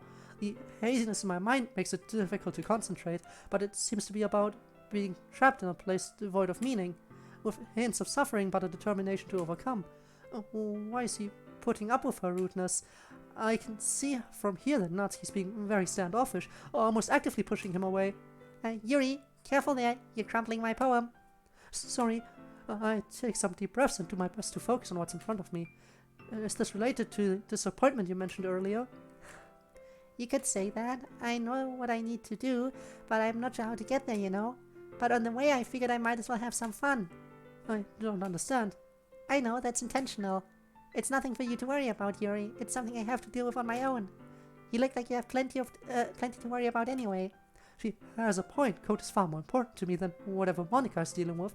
I should just put it from my mind. Did you remember to write a poem last night? Yes, I'll get it. Threw a ball at you. Sometimes I just don't care.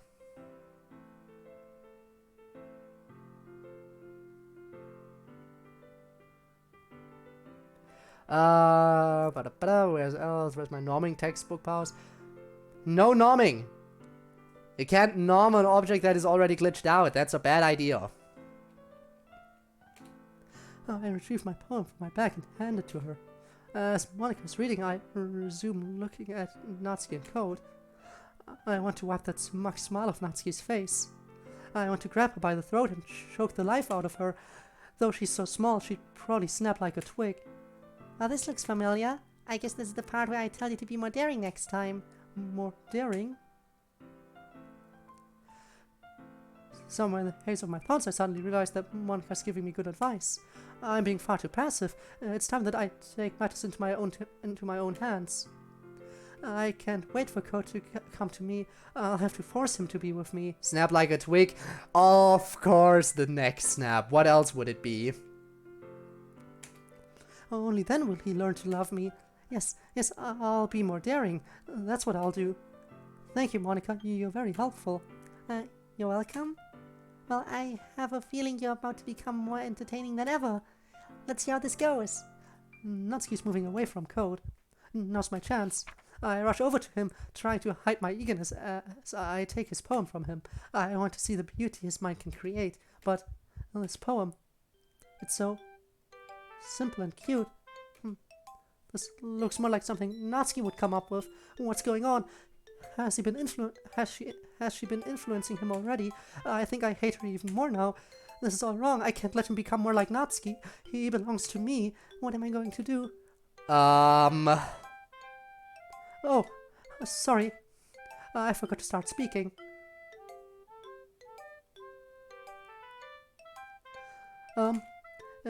It's fine. Don't force yourself. I'm not. I just need to put my thoughts into words. Hold on. There has to be an explanation for this. Maybe this is part of my hero's journey. Yes, that has to be it. I start feeling more excited the more I think about it. I have to pull him away from the forces of darkness and the evil Natsuki. So the first step should be to get him to improve his writing and help him be all that I know he can be. Okay. This is your first time writing a poem, right? Yeah. Why do you ask? I'm just making sure. I guess that it might be after reading through it. Ah, so it's that bad. No. Did I just raise my voice? I'm so sorry. I put my face in my hands. I didn't mean to imply that he was bad. I have to stop messing things up. I have to focus. I have to sound encouraging. I have to sound professional. I have to sound impressive.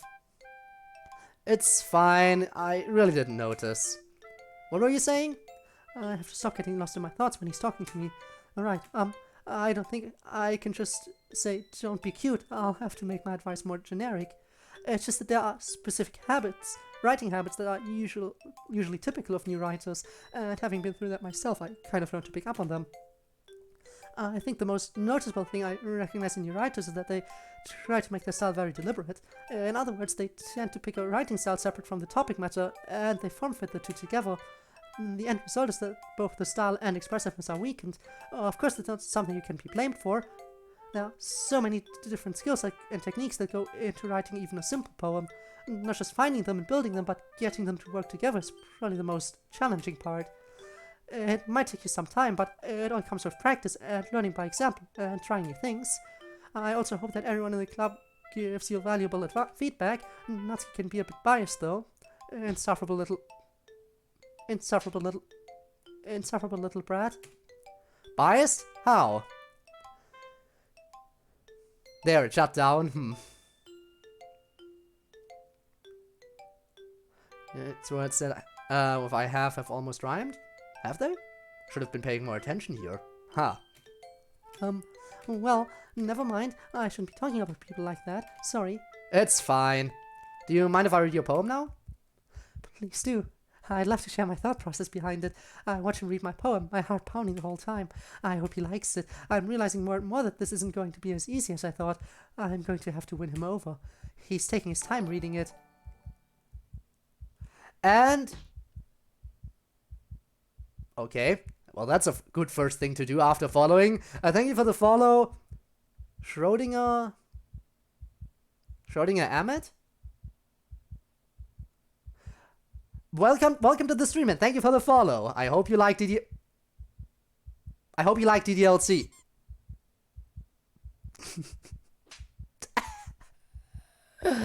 Come on. Guys. No bog for me. Yuri is the bad one here. By the way, don't worry, there will be more point redemptions coming soon. I have decided, because I've been working on a few, I've been checking out some of them. And open a new account just to throw at your face. Ah, the beauty of backup accounts, huh? You're not the first one to do stuff like that. But the thing is, what was I going to say? Right, more redeemables coming once I hit my anniversary. Second anniversary stream, I will add in probably 2 new redeemables. So, we'll see about that. Dark Yuri, it is Dark Yuri, yes. It's freaking hilarious. I mean, hey, that's the beauty. When it came to throwing applications, I originally wanted to utilize a program simply called Tits, just because of the name. But sadly, that only works for 2D VTubers, and since I am a 3D VTuber, I had to pick a different one. Big sad, big sad.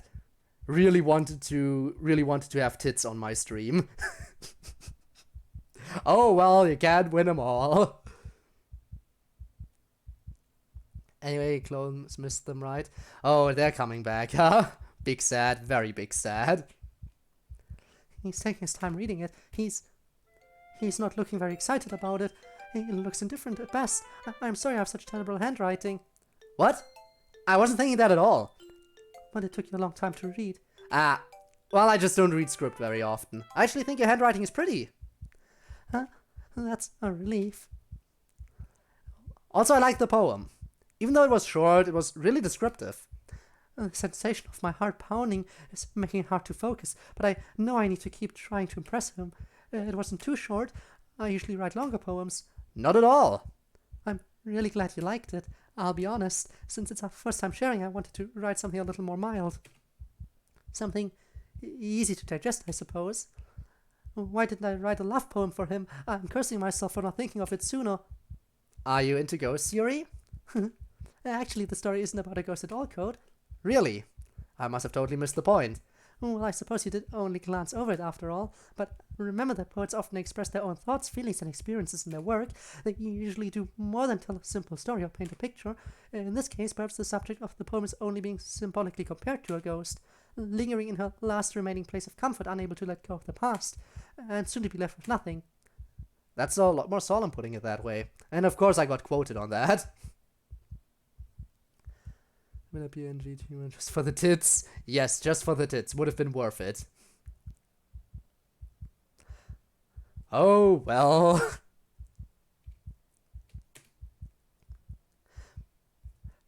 I hadn't even thought of that. That's impressive. If he keeps complimenting me like that, I don't think I'll be able to contain myself. It's nothing really. Well, it makes me happy that you think that, but just remember that it won't be long before you pick up on these things too. Yeah, maybe you're right. Guess I'll have to keep trying. I threw a ball at you. You're welcome. Again, thanks so much. Get a 2. I can't... You know, I would get a 2D model. The thing is, I cannot... Like, I don't have the skill to create a 2D body for myself. And commissioning a good one is, that would be expensive. So, yeah.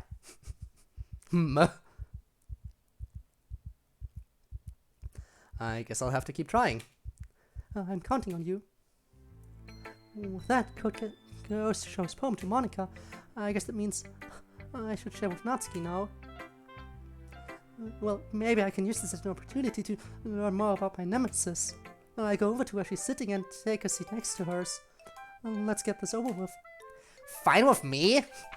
She gingerly takes my poem from me, as if afraid to touch it, and I do the same with hers. I look over the poem entitled Eagles Can Fly. A condescending smile creeps over my face. It's a laughably simple poem about a bunch of cute animals. And the last line sounds ridiculous. People can try, but that's about it. What kind of way to end a poem is that? It's as if she could think of a way to finish it and just threw some nonsense in at the end. What's with this language? Huh? Did you say something? Oh, it's nothing? She dismissively returns my poem to my desk. I guess you could say it's fancy. Thanks. Higher praise than I expected from her. Yours is cute. Cute? Did you completely miss the symbolism or something? It's clearly about the feeling of giving up. How can that be cute?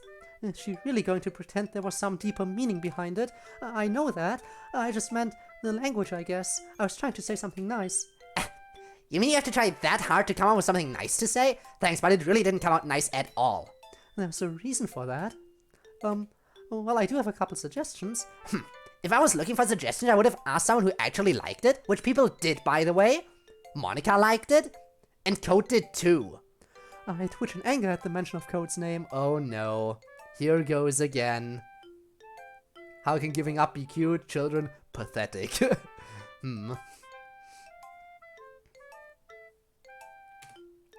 So based on that, I'll gladly give you some suggestions of my own.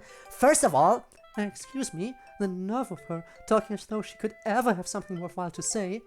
I appreciate the offer, but I've spent a long time establishing my writing style. I don't expect it to change anytime soon, unless of course I come across something particularly inspiring, which I haven't yet. And Code liked my poem too, you know. He even told me he was impressed by it. I summon up as much pride as I can with that statement. Natsuki suddenly stands up. Good for processing power. It might be good for you to play something more demanding on your computer. It's a pretty good Fruits is a pretty good mod. It's good if you don't see the original show, the VN. Okay. I'm our temp enforcer again. The boss. Oh, goes as well as last time. You go off. Fingers crossed it goes well. But okay, I see. Yeah, definitely. But again, the fact that I'm 3D, I'm happy with being 3D. Natsuki suddenly stands up. She looks like she's trying to tower over me. It just makes her look even more ridiculous. Oh, I didn't realize you were so invested in trying to impress our new member, Yuri. Her remark is a painful reminder that he wanted to spend time with her more than me. That's not what I... You're just... I try to channel my jealous feelings into my rage at her as I stand up to tower over her. Maybe you're just jealous that Code appreciates my advice more than he appreciated yours.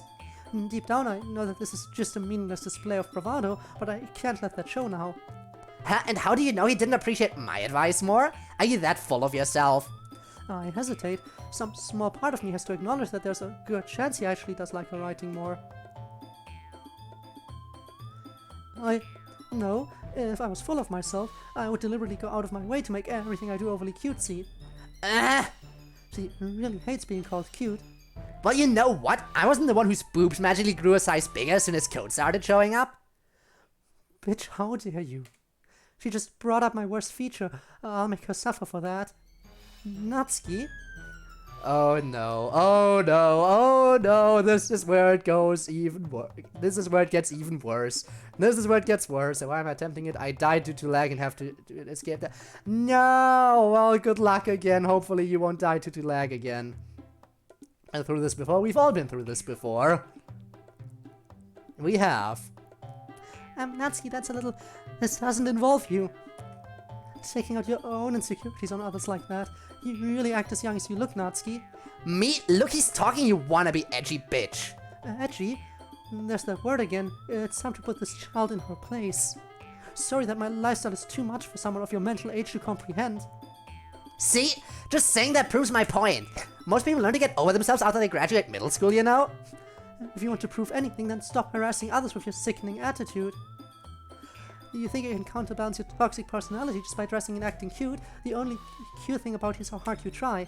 Well, be careful or you might cut yourself on that edge, Yuri. Oh, my bad, you already do, don't you? She knows. She knows! Did you just accuse me of cutting myself? What the fuck is wrong with your head? Yeah, go on. Let Code hear everything you really think. I'm sure he'll be head over heels for you after this. I suddenly noticed that he's watching our argument with a look of concern. Oh no. Also, I had to tell you, welcome back, welcome back. You arrived just in time for the argument scene. Fun.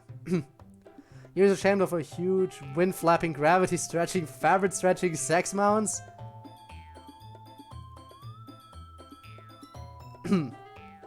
She is. And that's something Monica actually made fun of at the end of Act 1. Like, who writes this kind of shit? Very fun. Okay. Code, she's just trying to make me look bad. That's not true. She started it. I wish she'd just shut up. Where did he go? You did this. Huh? He's supposed to be mine and you ruined it. You think you can take him away just because you're more beautiful than me? This isn't going too great, is it? We're seeing red right now. We're definitely seeing red. Rig to blow. Nothing's rig to blow. Oh, it's red. It do be red. This isn't good. It's glitched out, showing how she's kind of losing her cool here. Yes, I know. I also like the fact that on the first day, her mind got corrupted. She already started putting together that something was wrong.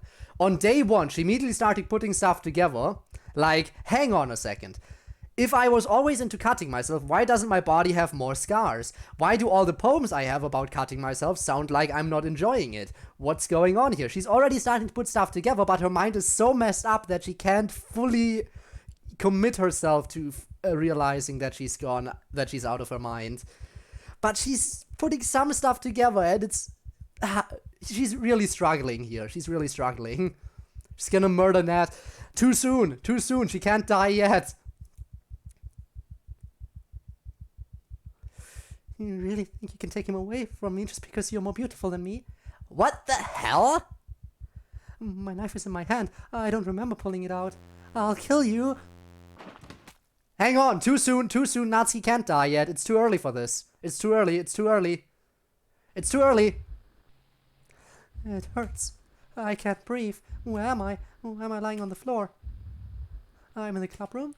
What happened? Everything seems to be moving in slow motion. I can't breathe.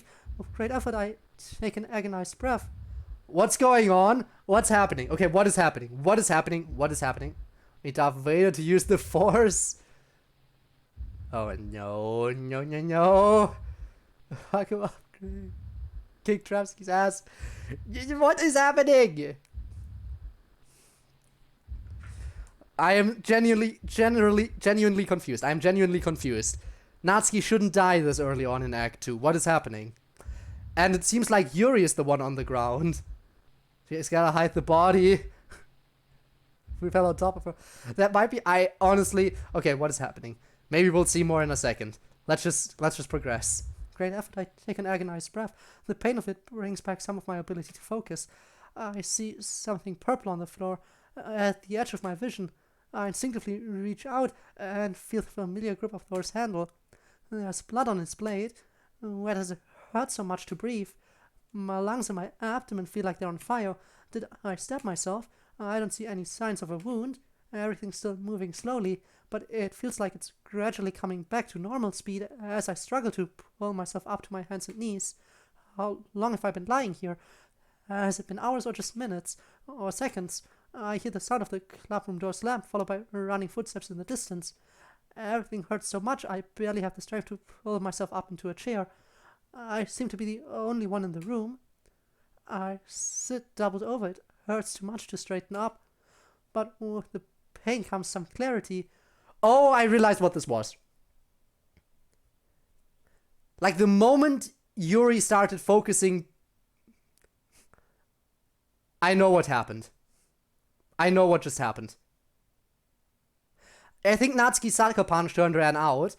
And this is, you know how during the argument scene, Monika teleports in front of the selection boxes while time is paused, basically. Time is paused, Monika jumps in front of the selection box and is like, let's head outside. I think that's what happened here. And that's why in this, both Code and Monika, both the main character and Monika, suddenly disappeared out of nowhere. They were gone without a trace, suddenly, from one moment to another. And then Yuri was about to kill Natsuki, and Natsuki apparently probably sucker punched her and ran out. Which would now be the moment that we would be outside, seeing Natsuki crying, running out, and now we go in, and Yuri should now be in that moment where she's like on her desk repeating to herself that she didn't mean it. Right? That's where we're at. I think. DLC are the same game, changed my mind. MGS2? That abbreviation doesn't ring a bell currently. Am I just dumb? I need to make a crossover story for this game. Maybe I can remind you, I don't know. And I can't tell you. I will not read that because I am worried that I will stumble into some kind of setup. Okay. But with the pain comes some clarity. Did I kill Natsuki? Panic overtakes me. What did I do? Why did I do it? What happened to me? I didn't mean it. I would never do such a thing, but I did. I carried out an act of violence against another human being. Oh, she thinks she killed Natsuki even though she didn't. That's what's going on. Metal Gear Solid 2, there we go. Okay. She thinks she actually killed her, but she just ran out. Add people for different games, because why the fuck? Okay. I don't know. I suck at ideas. But I did. I carried out an act of violence against another human being. I actually used one of my knives to attack someone. I was angry at Natsuki, of course, but why would I go against values I've carried for my entire lifetime? I didn't mean it. It's like a total change suddenly came over my personality. I even swore. I used the F word. I didn't mean it. I didn't mean it. I didn't mean it. Yuri? Code, I didn't mean it. I believe you. Code, please don't hate me. Please, I'm not like this. There's something wrong with me today. It's fine, Yuri. Monika's here too. We know you didn't mean it. Besides, I'm sure Natsuki will forget all about it by tomorrow. Completely. Natsuki, she's alive. But then what happened? Where is she? Why would she forget about what I just did? I have so many questions that I don't know how to even begin asking. Anyway, the meeting's over, so you can go home if you want. I start to stand, but I realize that I still have Thor in my lap. I stay hunched over, hoping that Monika and Code didn't notice. Goes, because I know you'll love. I still need to talk to Code. I have to see if there's some way to salvage our relationship. You can go first, Monika. I'd like to stay a little bit longer. I'm the president, so I should be the last one out. I'll wait for you to be done. She's looking at me expectantly. Is this still part of some scheme to steal Code away from me? Well, I'm vice president, so please let me take that responsibility today. Kind of sounds like you don't want me around for something, Yuri. She's sounding suspicious. What do? It's not like that. It's not that. I didn't get much of a chance to discuss my book with Code. It would just be embarrassing with you listening. I'm sure I sound rather feeble right now. There's no way this will convince her. I guess I don't really have a choice, do I? Or could I be wrong? I'm sorry for causing trouble, but I really appreciate you understand. I'm home. How did I get here? I'm sitting on my bed with Thor still in my lap, in the exact same position that I was in when I was in the club room. It's as if I was somehow magically transported here. But that's impossible, right? Could it be that my memory's failing again and I just don't remember walking home? But that raises even more questions. Did I get to talk to Code? What did he say? I wish I could remember. Why can't I remember? How did I leave the room without anyone noticing the blood on my uniform? For that matter, how did I get home at all? I'm still in a lot of pain. I struggle to my feet. I need to inspect myself to find out how bad my injury is. I slowly stagger to the bathroom, holding Thor in one hand and clutching my abdomen with the other. Oh, I see the bruise. Damn, Natsuki got a solid hit in. That was a solid hit, Natsuki. Good job. I take off my uniform so I can see myself better. That bruise, it wasn't there this morning, right? I guess that's the source of the pain that I'm feeling. I close my eyes trying to remember what happened. Bits and pieces are coming back to me. Natsuki, I knocked her to the floor. I was trying to stab her, but she fought back. I look at my right wrist. There are bruises there too. I guess there was too much adrenaline in my system for me to notice the pain earlier. But now that I look closer, I see their finger marks. She grabbed my wrist. She was trying to stop me from using Thor on her. I didn't expect someone so small to be that strong. And she kicked me. She kicked me hard in the stomach. It's the last thing I remember. But then, where did the blood come from? I look over my body trying to find any cuts. The only ones I can find are the ones on my arms that I already knew about from today. The pattern of blood on the blade suggested was pushed straight in. I'm straining to remember the details of those few seconds we were fighting, but it was so chaotic I'm just not sure. But I think I did push the knife into something. So does that mean... Is this Natsuki's blood? At the time I was too frustrated about being able to cut her throat to pay attention to where the knife was going. Apparently she was able to run out of the room afterwards, so I couldn't have hit anything vital. I hold the blade up in front of my face. I've never seen someone else's blood up close before. There's something alluring about it. Something mesmerizing. Something intoxicating. No, Yuri. Bad Yuri. Bad Yuri. Stop. Stop what you're doing. Stop what you're thinking. Put away the knife. Go to bed. Sleep. Yuri, someone gets wanted. See what have to say. Wow, imagine. I'm going to do the boss again. Good luck again. Cease. Indeed. What else is going on? They're gone. How do I get off the school? We already are out of the school. We are out of the school. We made it somewhere else. Yuri! Oh no, this is not going too well. Fuck. Before I know it, I've pushed the blade between my lips. Oh, okay, we're going there, are we? That's the real sunrise daycare. Did you just stumble into this right now? Because if so, I have no explanation. I'm sorry, I don't. Has a blood fetish, she do. Also, Oscular Silver, hi, hello. Oh no. I am scared of how much this will go. Yender remote activate, basically. But actually, this isn't our blood, this is Natsuki's blood, so... Yeah, but still, ooh. I'm only going to say hi, fair, very fair. I run my tongue over it, tasting Natsuki's blood, letting it swish around my mouth. No. Savoring the flavor. No. Is it my imagination or does it taste sweeter than mine? No. Stop. Cease. No. Stop. No. Just no. Never. No. Not again. Never again. Not now. Not ever. With a decisive motion, I cut into my tongue. I allow my blood to mix with Natsuki's. I bring all kinds of strange thoughts and images to my mind. It makes me feel powerful. As I swallow our blood, it makes me feel aroused. What am I playing? Wait, what?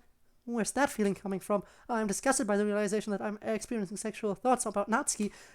She's my enemy. How can I allow myself to feel such a thing? But now that I think of it, she and I marked each other that day. She gave me bruises and I cut into her. It is by far the most intimacy I've ever experienced with another human being. No, this is all wrong. I can't have experience like this with Natsuki before I get to have it with Code. If Code's my destiny, this shouldn't be possible, should it? What if I'm somehow ruining my destiny?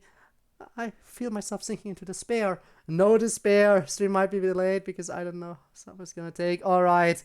You take all the time you need. Oh my god. Not MC, that's what I remember anyways. I think yanderes usually have no problem also hurting the person they love. They like hurting the ones around them to avoid anyone else getting close to them, but they have no problem hurting the one they love either, which is what's terrifying about them. Like, usually that's the stereotype. Sometimes it's a little bit different. Hey, use lesbian. How fitting. It would be fitting, wouldn't it? And yes, we are playing as Yuri. That is indeed what's happening, to answer your question. We are playing as Yuri. Indeed. This is Doki Doki Storm, which is the entirety of DDLC from a different point of view. Specifically, Yuri's point of view. Interestingly enough. Yuri, the genre. Yeah, I know. I feel myself sinking into despair. What if this means I'm going to be alone forever now? No, I can't let that happen.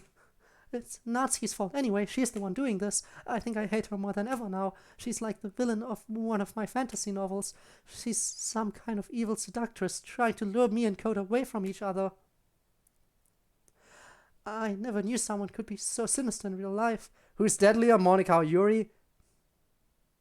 Well, Yuri's definitely, at least in Act 2, definitely more unhinged than Monica.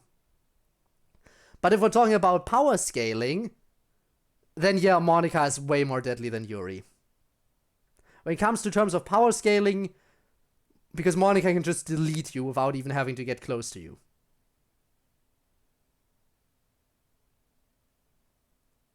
Yuri, on the other hand, you know, she has to do the work. Get enough money to throw one ball at you every single stream from now on. You know what? That is fair. That is very fair. Mamika is more dangerous than Grape. Wow. Significant other. No significant others here. Can't say I never saw a woman so bruised, but I can't complain about it. Ooh. And I'll say this. You'll say this. You'll say what? Natsuki is cute. I guess that's supposed to say tsundere. She's a cute tsundere bean. It's true. Very true. I never knew someone could be so sinister in real life. It's utter nonsense that I could like her anyway. I've always hated her. I have always hated her, right? Doubts creep over me as distant forgotten memories come churning to the surface of my mind. I remember from weeks past wanting to get to know her better, wishing I had the courage to talk to her. But why? Why would I want that? She's boring and simple and worthless and definitely not worth any consideration. She must have been weaving her spell on me for some time. Could she have been planning for Code's arrival all along, just so she could split us up? How insidious. I won't let her succeed. That just means I'm going to have to fight harder for him. I wash Natsuki's disgusting blood off the blade in the sink. I pick up my uniform and go back to my room. I feel terribly guilty that I almost let Natsuki affect me. I have to do something dramatic to show that I'm devoted to Code. But what? First giving me an idea. I take a seat on my bed and wipe down his blade with alcohol. I inspect my body, looking for a good spot. Actually, in light of what happened, my right forearm will be perfect. Beyond unhinged? Yup, definitely.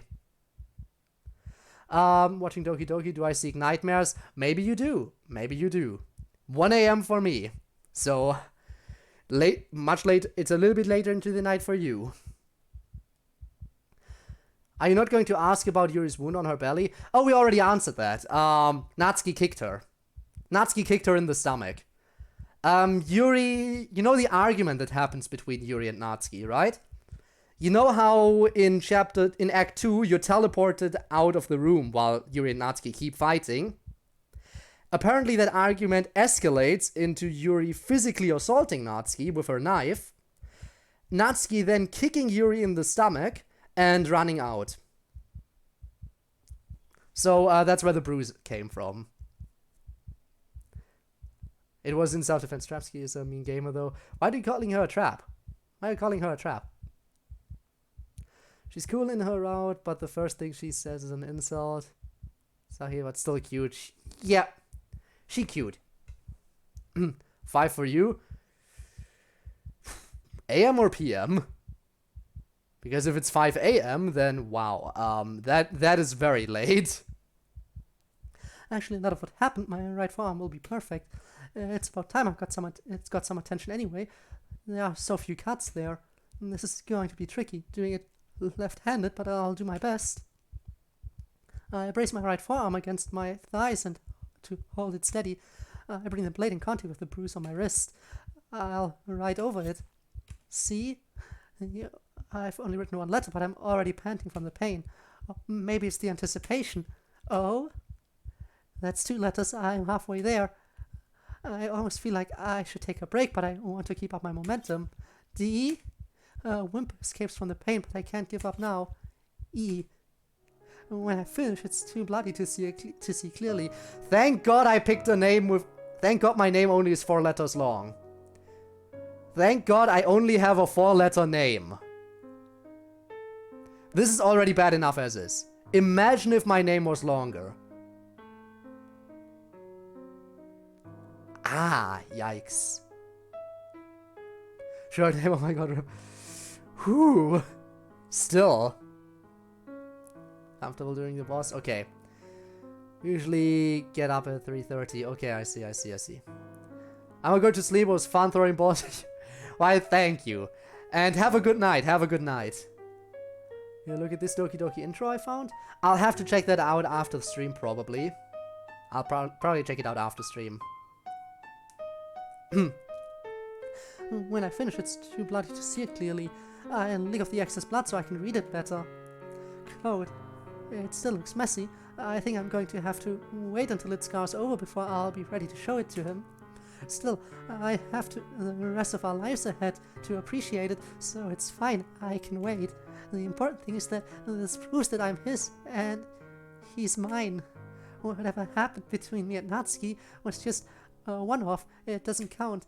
I just have to talk to Code and convince him of that, to let him know that Natsuki means nothing to me, and I mean nothing to her. The more I think about it, the more I want to see him and hear his voice again.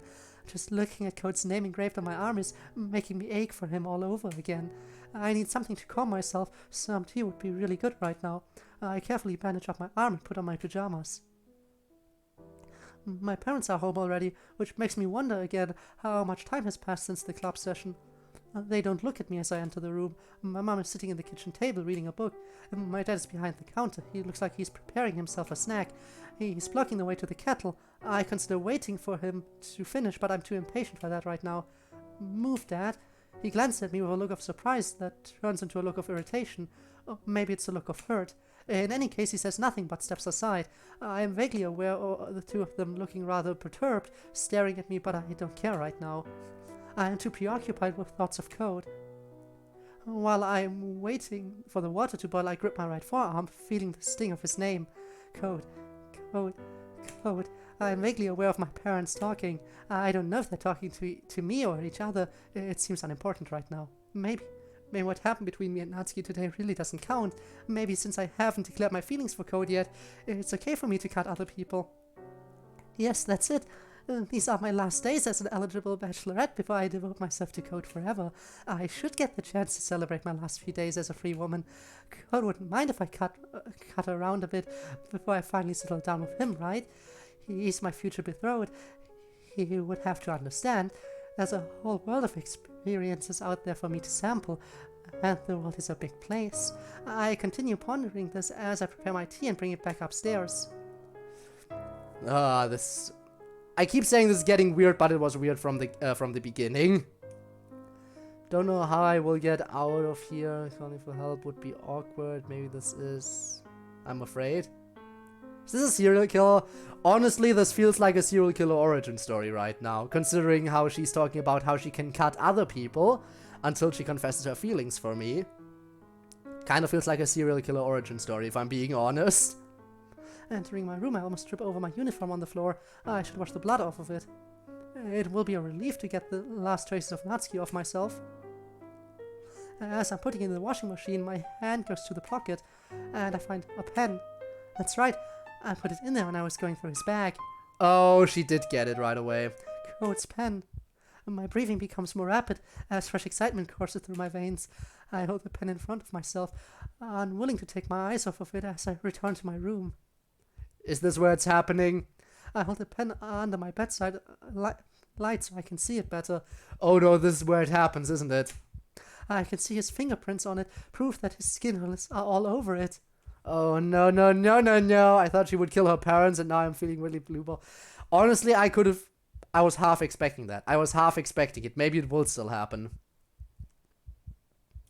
But I think we might have a different problem now. I know just what I want to do with it. Still sitting on the edge of my bed, I pull down my pajama bottoms. My breathing becomes more rapid in preparation for what I'm about to experience. Ow! Not what I expected. Not what I expected. I plunge the pen into my left thigh as hard as I can.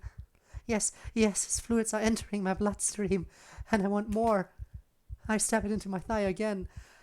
Not what I expected. I expected her to do a different thing with that pen when she lowered her bottoms. I thought that, no, this is even worse. This is probably even worse. This is probably way worse. Yuri, stop this instant. Oh, Yuri, yeah, no, this is, guys, not the sharp end. Yes, the sharp end. She has the pen, and she's using it. This is somehow worse, I know. You know what's worse? If she uses it after this, while it's still bloody, for the purpose I initially assumed. Oh no. I stab it into my thigh again, and again. I feel so giddy I can't help giggling at the sight of the 3 little rivers of blood pouring out of me. I eagerly take in all the exquisite sensations this pen is bringing me. Not to mention the smell of fresh blood. And tea. I look over at my desk and see a cup of tea I put for myself. I've forgotten all about it. I almost fell over when I stand to retrieve it. My left leg doesn't quite move the way I intend to. I probably damaged my quadricep muscles when I pushed the pen in. I sit at the desk to assess it. It would have gone into the rectus femoris muscle, maybe even deep enough for vastus intermedius. I didn't really intend to push it in that deep, but then again, love is supposed to hurt. I smile at the thought of what I'm willing to endure for my love of code. I look at the pen again, with its mixture of our fluids on it. I wonder how it writes. I idly clean the pen, stirring my tea with it as I open my notebook to a new page. Stirring your tea with it too, Yuri! And I write, and I write, and I write, and I write. I enjoy the feeling of holding Code's pen in my hand. In time, I lose count of how many pages I've filled. Eventually, I become aware that I'm feeling thirsty, and I've long ago finished my tea. It's dark out now, I should probably go to bed.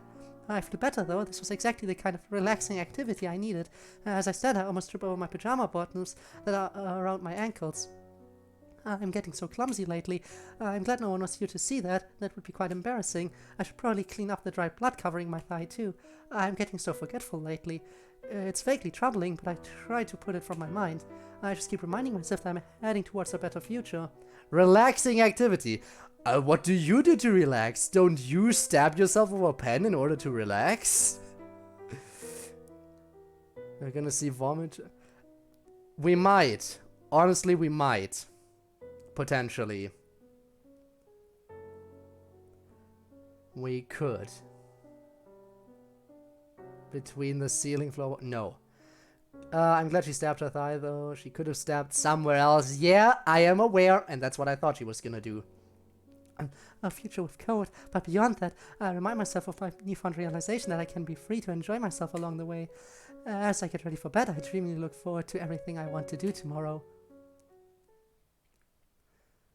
Dry instant noodles. Based. Apparently based. Converters to calm myself. Okay then, I guess everyone has an interesting way of calming themselves. Oh no. It's after school. I'm heading to the club room. I'm practically bursting with excitement in anticipation of what I'm about to do. As I enter the room, the first thing I see is Monica sitting at a desk reading a book. She doesn't look up as I approach her. I gently place my hand on the back of her head for better leverage. This did not just happen.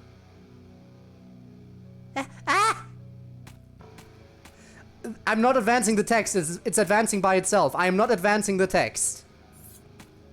I am not advancing the text. Yuri?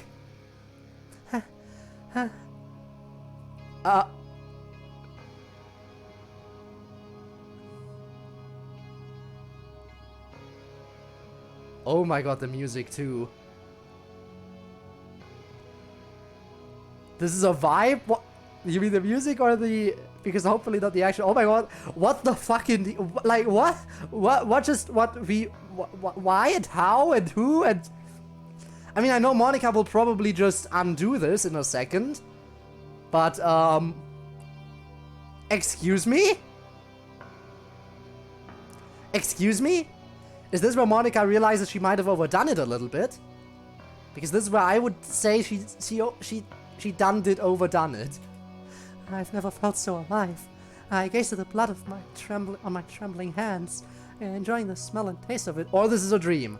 This might be a dream sequence also. This could also be a dream sequence. Taking it all in as many ways as possible, I turned to Code. His whole body is shaking. This has to be a dream sequence. School murder spree. I need to go. This has to be a dream sequence, guys. So ironically, but the BGM sounded kind of like a for a second. Oh no. His whole body is shaking. He must be very excited to see me. It's good to see you again, Code. I've been looking forward to this. I've been looking forward to this for my whole life. Thank you for doing that, Yuri. Yeah, totally how I would react. Yeah, thank you for doing that. I appreciate that. Thank you for murdering our fellow clubmates. I am very delighted at your at this turn of events. You want to do that to me next? Even knows who Power Wolf even is. I don't know. I don't know if anyone else knows. I don't know if I know. No connection. What is this Twilight Zone? No!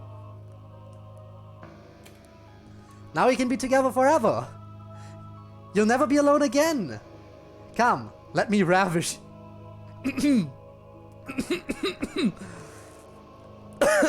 What?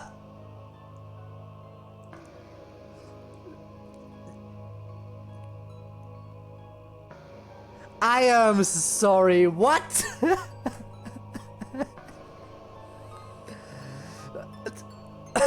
Okay, I'm sorry, I have to read this line. Come, let me ravish you. What a nice dream. That just happened. An omen of good things to come. I take a moment to stretch out in bed, continuing to fantasize about everything I'd like to do today, and then I notice something odd. Why am I wearing my uniform? I wore my pajamas to bed, right? It appears to be my spare uniform, except why am I covered in blood? Was I playing with my knives in my sleep?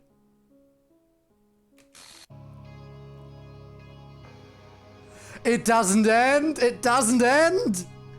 It never ends! Blood, blood, blood, blood everywhere! So much blood! Oh, wait, there's less blood now. What was that? Am I hallucinating?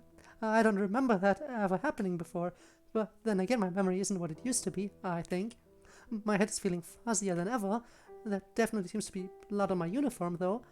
I can feel it and smell it, and it doesn't taste like mine. I need to go somewhere I can inspect myself better. Come. What? Well, I'm definitely no stranger to the sight of blood. I just wish I could remember what happened. That was a dream I just experienced, right? It wasn't real. I didn't really kill Monica and Natsuki. Yeah. Just when we think we've descended as far as we can go into madness, we keep going deeper. Apparently that's what we do here. Turns out I put my phone to the left side of Bluetooth headphones. It automatically tries to connect. I see. We're not strangers to blood, you know. Wow, yeah. Thanks for the little rickroll there. Damn, Yuri, something looks different. Get a haircut? Yeah. New haircut? Looks like it. Did I? Blood, blood, blood, blood, blood, blood, blood, blood, blood, blood, blood, blood, blood, blood, blood, blood, blood, blood, blood. Cut them open and let them spill. Let's split. Cut them open and let blood spill everywhere. I shouldn't be fantasizing about killing people. I'm pretty sure that's bad, isn't it? Well, one thing I am certain of at this point is that I can't go to school like this. Oh, why not, Yuri? Why wouldn't you be able to go to school like this? Makes perfect sense to go like this. Where's the blood? Why was blood on me? We need more.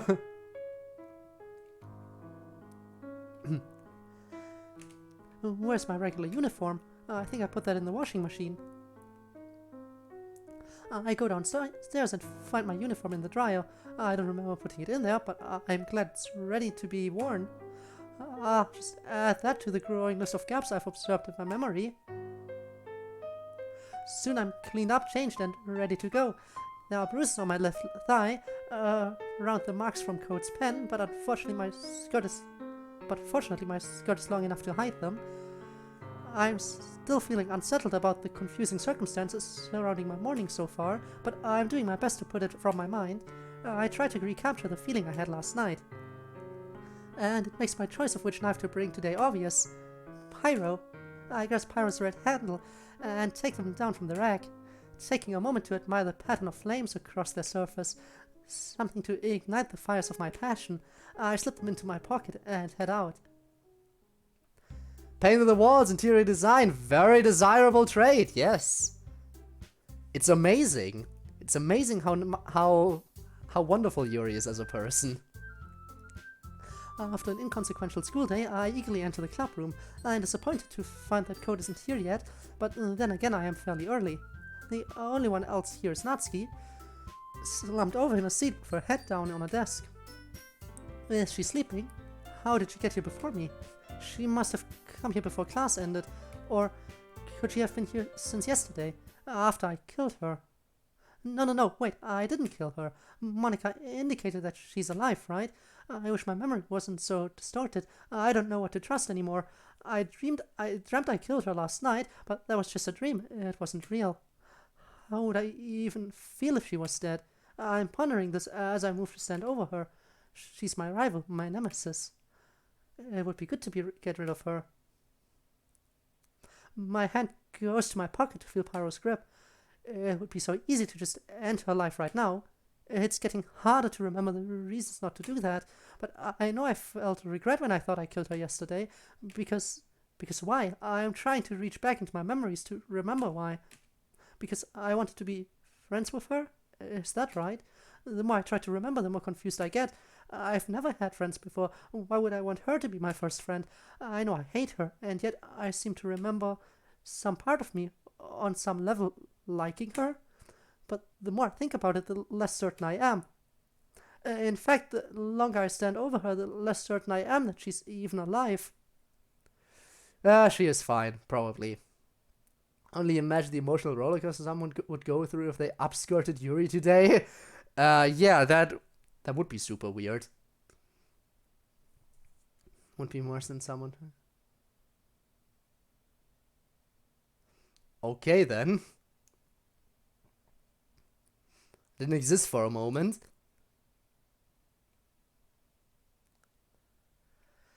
Well, imagine that. I wish I could do that. Just blink out of reality for a while.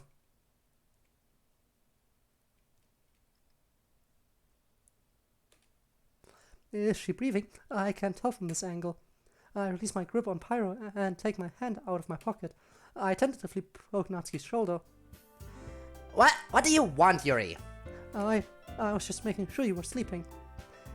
She groans and pulls herself to her feet. Quit being weird. She walks past me to the closet and starts looking through her manga. Weird, that word feels important. I remember it being a hateful word. She must still be angry at me. Considering that I tried to kill her, I guess some anger would be understandable. Nevertheless, there's nothing to do but sit and get back to my book. Within a few minutes, Code enters the room. Welcome back, Code. Ah, hi Yuri. Now that he's here, I'm not sure how to say what I wanted to say to him. I glance back at Natsuki, who is now sitting at a nearby desk, reading a manga. She seems strangely uninterested in Code's presence for someone who was trying to split us up, but I'd still rather not take any chances without being overheard. I'm holding his arm, pulling him into the corner. It takes all my willpower to stop myself from pulling him into the closet and acting out my fantasies of cutting him open. Please concentrate on resisting that urge, Yuri. Concentrate as hard as you can on resisting that urge. Sayonara seen as the background on my phone, the lock screen was regular. Wow, so you unlock the phone to make her commit sayonara. Damn. No murder, please. Yeah, I would like to avoid that, if at all possible. I forced myself to let go of him.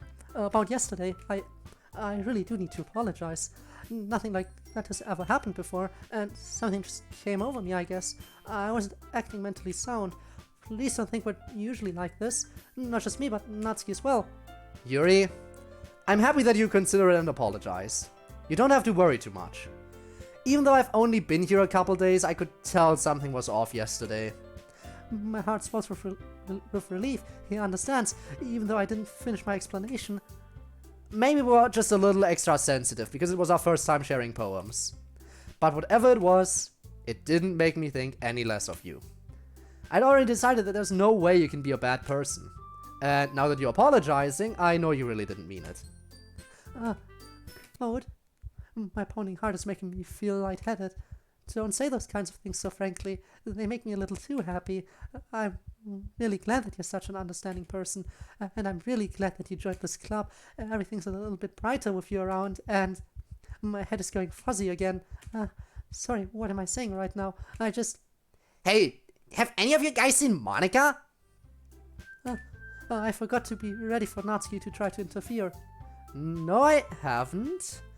I was also kind of wondering where she was. No, don't distract him from me. Man, Yuri, I'm guessing you haven't either? No, I haven't. Jeez, this isn't like her at all. I know that's stupid, but I can't help but worry a little bit. I watch her carefully, trying to figure out how to best approach the situation. Perhaps this is an opportunity to publicly express my devotion to Code, and that I didn't mean it, calling Natsuki beautiful. What? Why are you looking at me like that? Natsuki, about yesterday, I just wanted to apologize. I promise I didn't mean any of the things I said, and I'll do my best to stay under control from now on. So...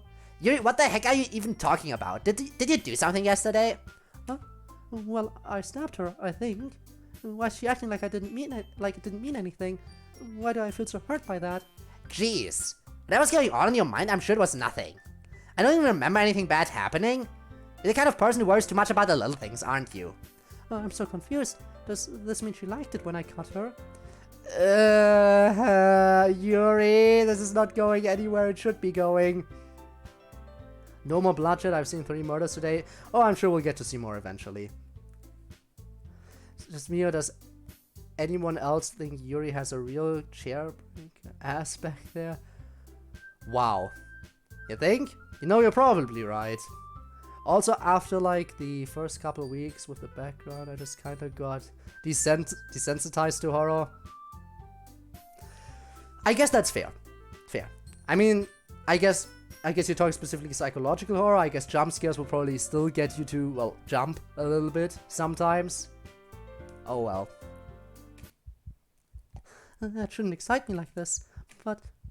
I'll accept your apology anyway if it helps you feel any better about it. Besides, it's kind of nice to hear since I was always afraid you secretly hated me or something like that. I was not prepared for the friendly look she's giving me now. No, not at all. I don't hate you. What am I saying? Well, you're kind of weird, but I don't hate you either. She turns to Code. You're still on trial, though. Hey! Just then, Monica bursts in through the door. Sorry, I'm super sorry. Here, I stabbed you. 'Tis but a scratch. Yes. Sorry, I'm super sorry. Monica, Natsuki, and Code are talking among themselves, but I'm still thinking about what Natsuki just said. It sounded like she hasn't decided whether she likes me or Code more. Why does that make me feel like I have to compete for her affection? That's just silly. It's a trick of some kind, it has to be. She's still trying to keep me and Code apart. Well, I'll just have to make sure that any contact that happens between me and Natsuki happens on my own terms. I have to focus on getting Code's attention again. I should try to rejoin the conversation. I must not have heard it since I was practicing piano. Piano? I wasn't aware you played music as well, Monica. Oh, don't give me more credit than I deserve. I guess I've been practicing for a while, but I'm still not really good yet. Still, that must require a lot of dedication, so I'm still impressed. Well, thanks, Yuri. You should play something for us sometime. That's...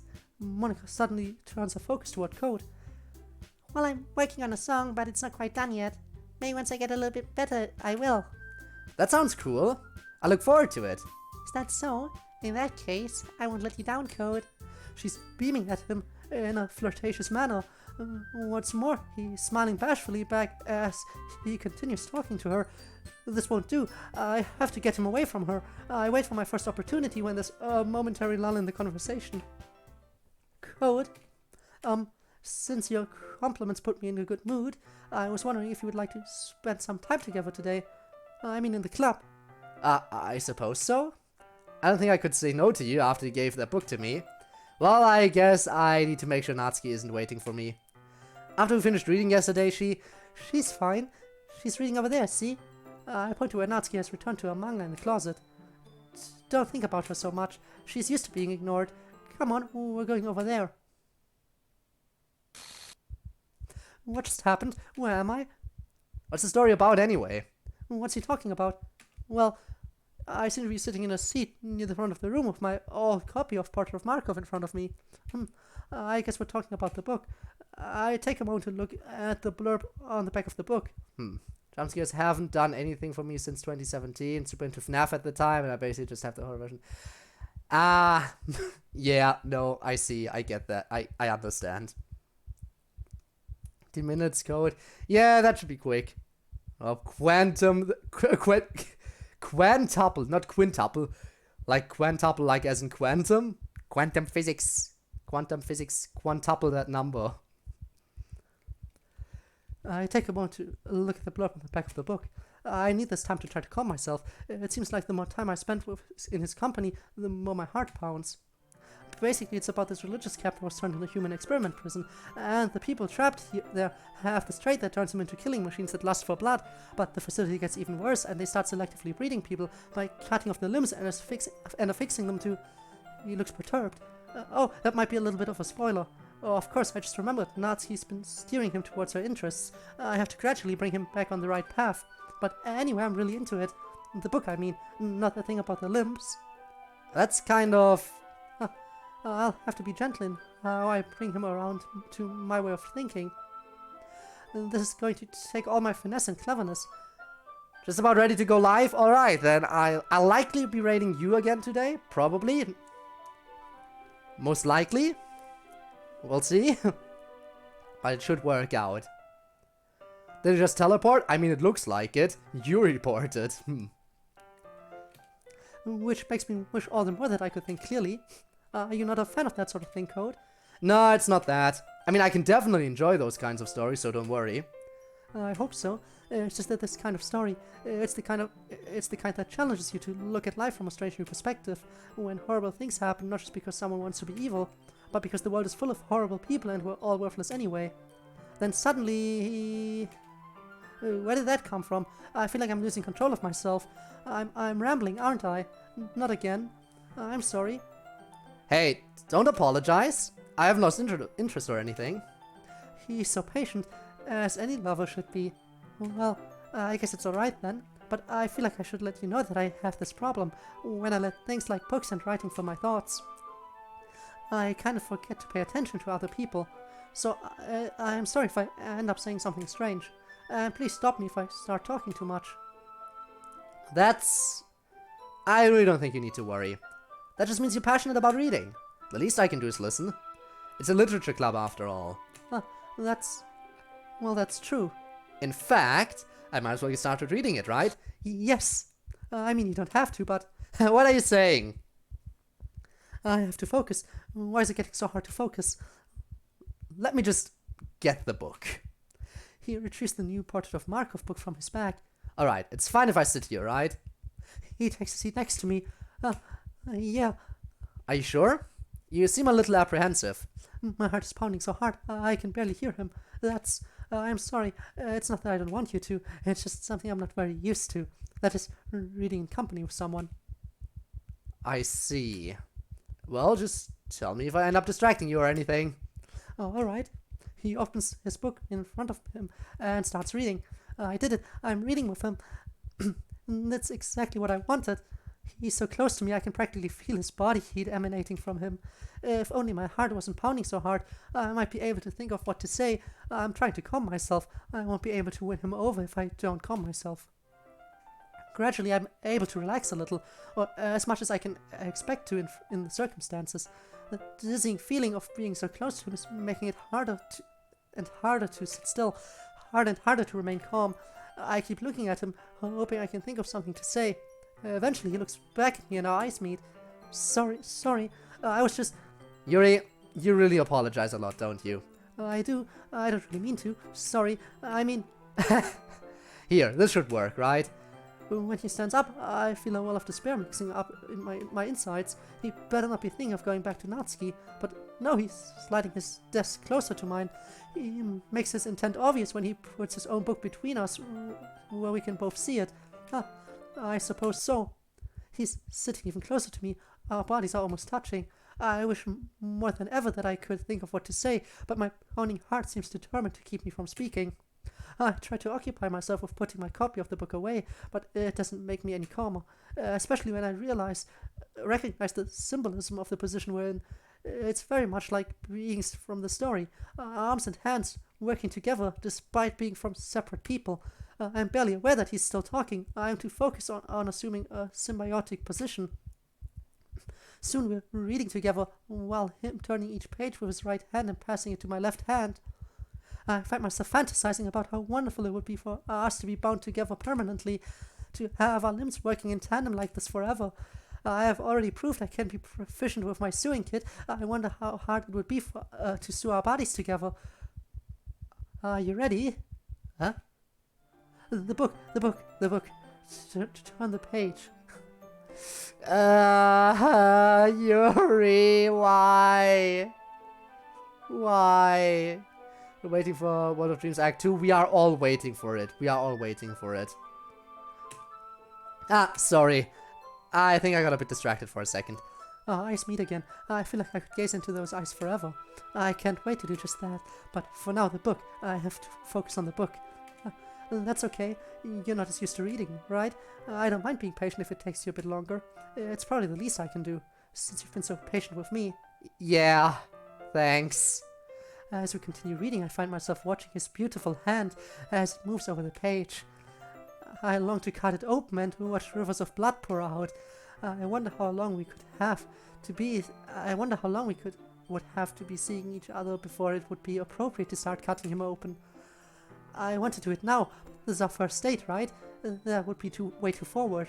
Still, the more I imagine it, the more my heart pounds, the more my desire grows. My hand finds its way to Pyro's grip in my pocket. Maybe I could ask him if it would be alright to cut him a little. The worst he could say is no, right? My heart is pounding as hard as at the thought of doing that my senses are swimming. But somewhere in the fury going on within me, I remind myself that I still need to win him over, and I need to do it gradually. I don't know if I can take the pressure of waiting. I feel like if I don't cut something open soon, I'm going to burst. Suddenly I realize that the buzzing noise I'm hearing is actually his voice. The main character kind of reminds me of you a little bit. Huh? No, I don't relate to this character at all. Definitely not. Really? I was just thinking the way she second-guesses the things she says and all that. That's what you were talking about. Sorry, I thought you meant something else about her. Something else? Never mind, we didn't even get that far yet, so I don't know why they came into my head. Yuri, are you feeling alright? Huh? I force myself to release Pyro and take my hand out of my pocket. But I can't stop my hands from shaking. You can rest if you're feeling sick or something. Your breathing's a little... My breathing? I put my hands on my chest, feeling my heart pounding faster than ever.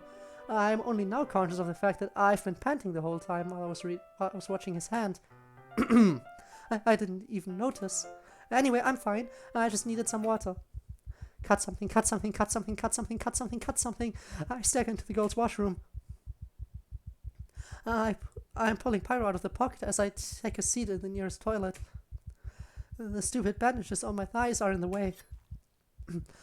I just cut right through them. The extra sting from going over the old cuts brings welcome relief, but it isn't as satisfying because the bandages soak up the blood. I want to see it. Well, what if I start rolling up my left sleeve? It's a little awkward pulling both the blazer and undershirt sleeve, but I managed to get them up to my elbow. I feel a lot calmer after I add another mark to the row of existing marks on my forearm. That's better. I smile at the trail of blood lazily dripping out of my arm. That will be much easier to hide. As I start catching and cleaning up the blood, my head is feeling a little clearer, and I have some time to think. I wonder all over again, why do I have to keep this a secret? Everything would be so much easier if I could just freely cut myself in the club room. I smile as I imagine what it could be like. Anytime I feel like taking a break from reading, I could cut myself a couple times and then just resume reading afterwards. And maybe I wouldn't have to do it in such unhygienic surroundings like a public toilet. I imagine sharing and comparing the marks on my body with the others. Well, obviously Code is the one I would like to share with most of all, but it would be nice to have a friend to share with. I let out a sigh of longing. As fuzzy as my head has been lately, I'm very aware that I don't have any friends. Not good, Yuri. This is very rough. I agree. But she thinks it's fine. For reasons. For Monica reasons, most likely. Sorry for that. I am doing voices. I need to drink sometimes. Whether or not people tell me to hydrate doesn't matter. Sometimes I remember to do it myself. Rarely, but sometimes. Or at least not human friends. I fire a quick hug in case they feel neglected. Well, once I get with Code... Oh, and there's an actual hydrate. Now I do it again. Thank you, Bones.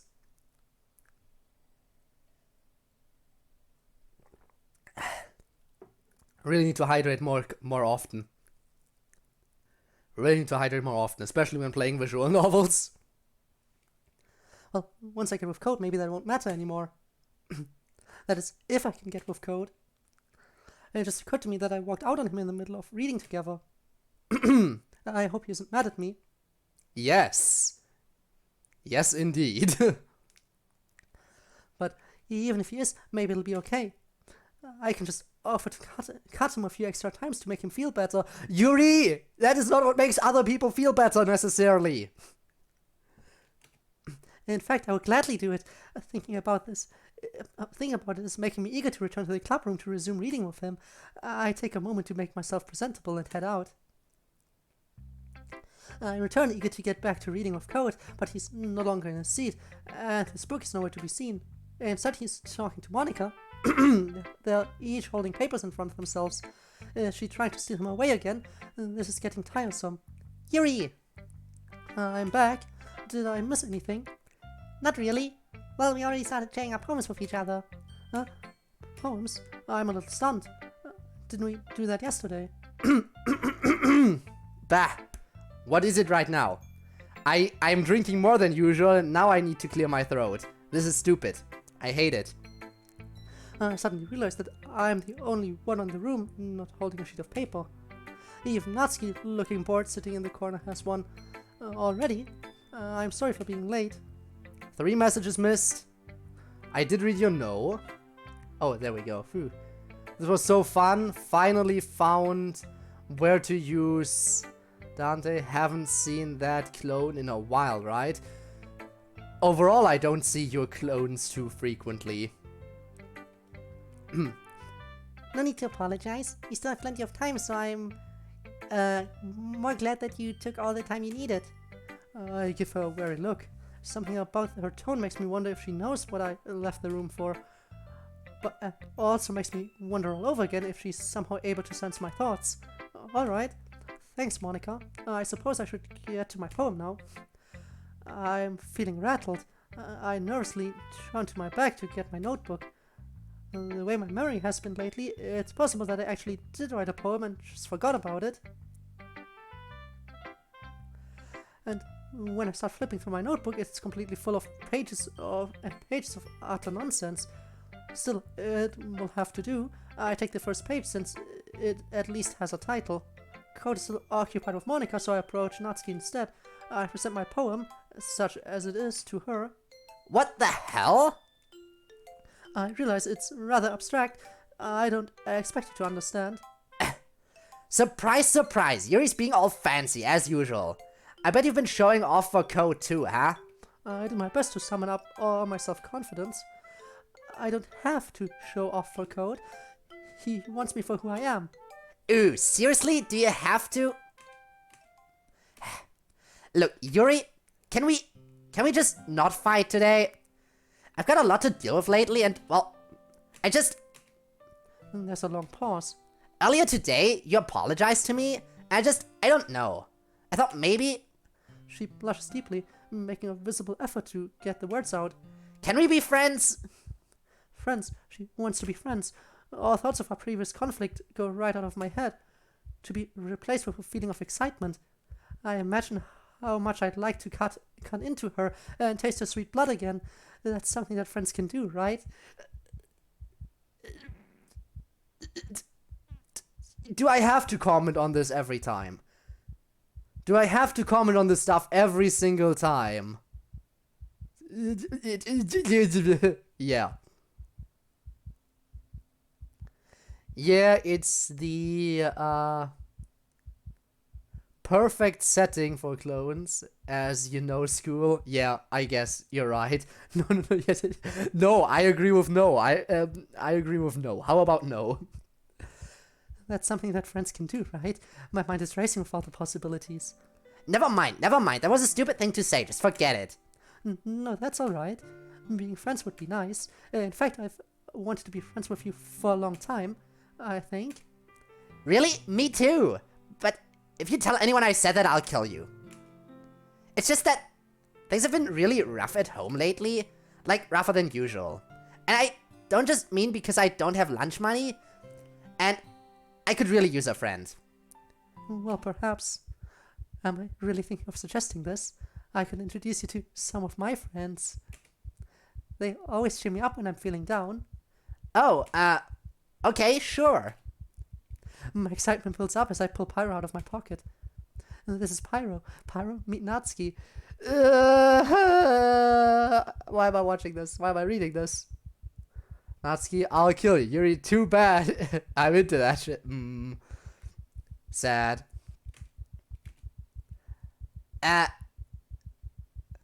Would you like to hold them? That's okay, Yuri. You can keep your friends to yourself. Oh. After a long pause, I awkwardly put Pyro back into my pocket. My mind is assailed with a crushing disappointment. How dare she? Does she have any idea what it means to me to share my friends? Why would she pretend I want to be friends just to reject me like that? It really was a trick after all, wasn't it? She just wanted it to hurt even more. I feel anger welling up inside me. Perhaps I should read your poem now.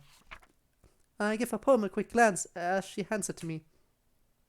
Oh, this is cute. It's the cutest poem I've ever read. Hey, knock it off!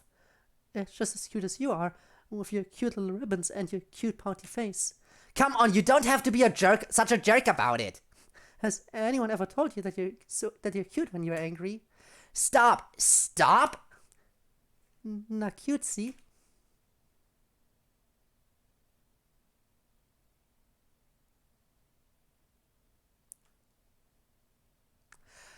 Well, Yuri, look at what you've done. You know what? Don't, because I'm sure you're proud of it, actually.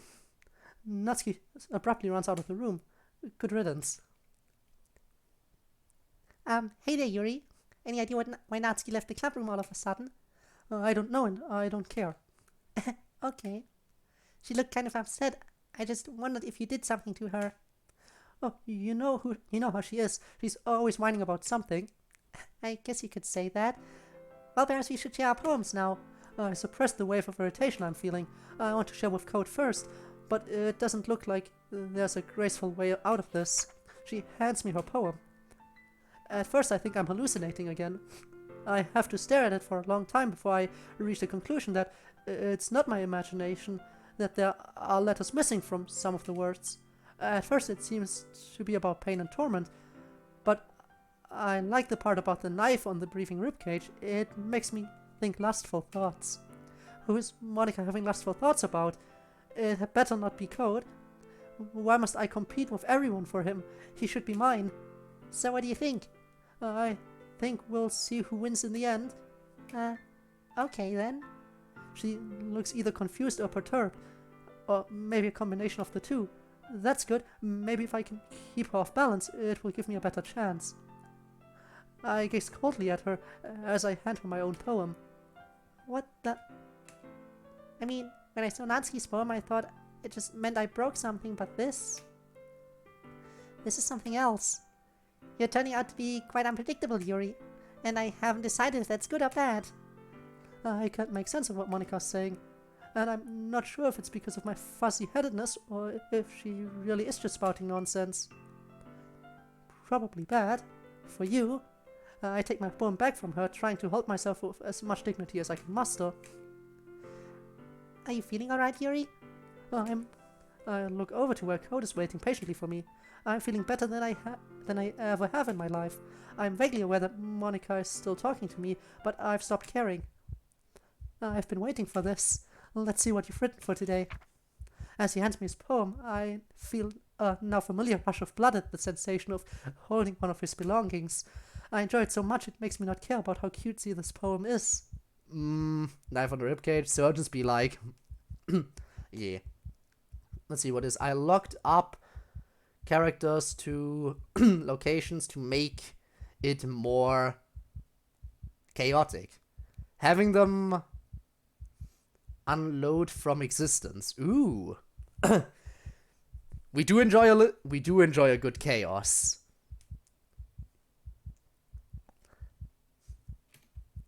I let out a sigh. I like just holding it. I mean, the poem turned out good. It's well, there are some things that you could work on, but that doesn't really matter. The rush from my pounding heart is making me feel giddy. It feels like anything written by you is a treasure. I can tell that this isn't doing much to endear myself to him. That came out a little awkward. Let's move on. Here's the poem I wrote. You don't have to like it or anything. As he's looking at my poem, I can't help feeling a sense of inadequacy. Even though no one else's poems were particularly impressive, mine may as well have been a bunch of random words. Ha! A bunch of random words. Funny you should say that. I'm having trouble reading his expression when he hands it back to me. It doesn't really matter what it's about. Mine has been a little hyperactive lately, so I had to take it out on your pen. That is, a pen fell out of your backpack yesterday, so I took it home for safekeeping, and I just really like the way that it writes. So I wrote this poem with it, and now you're touching it. I feel like I'm about to pass out.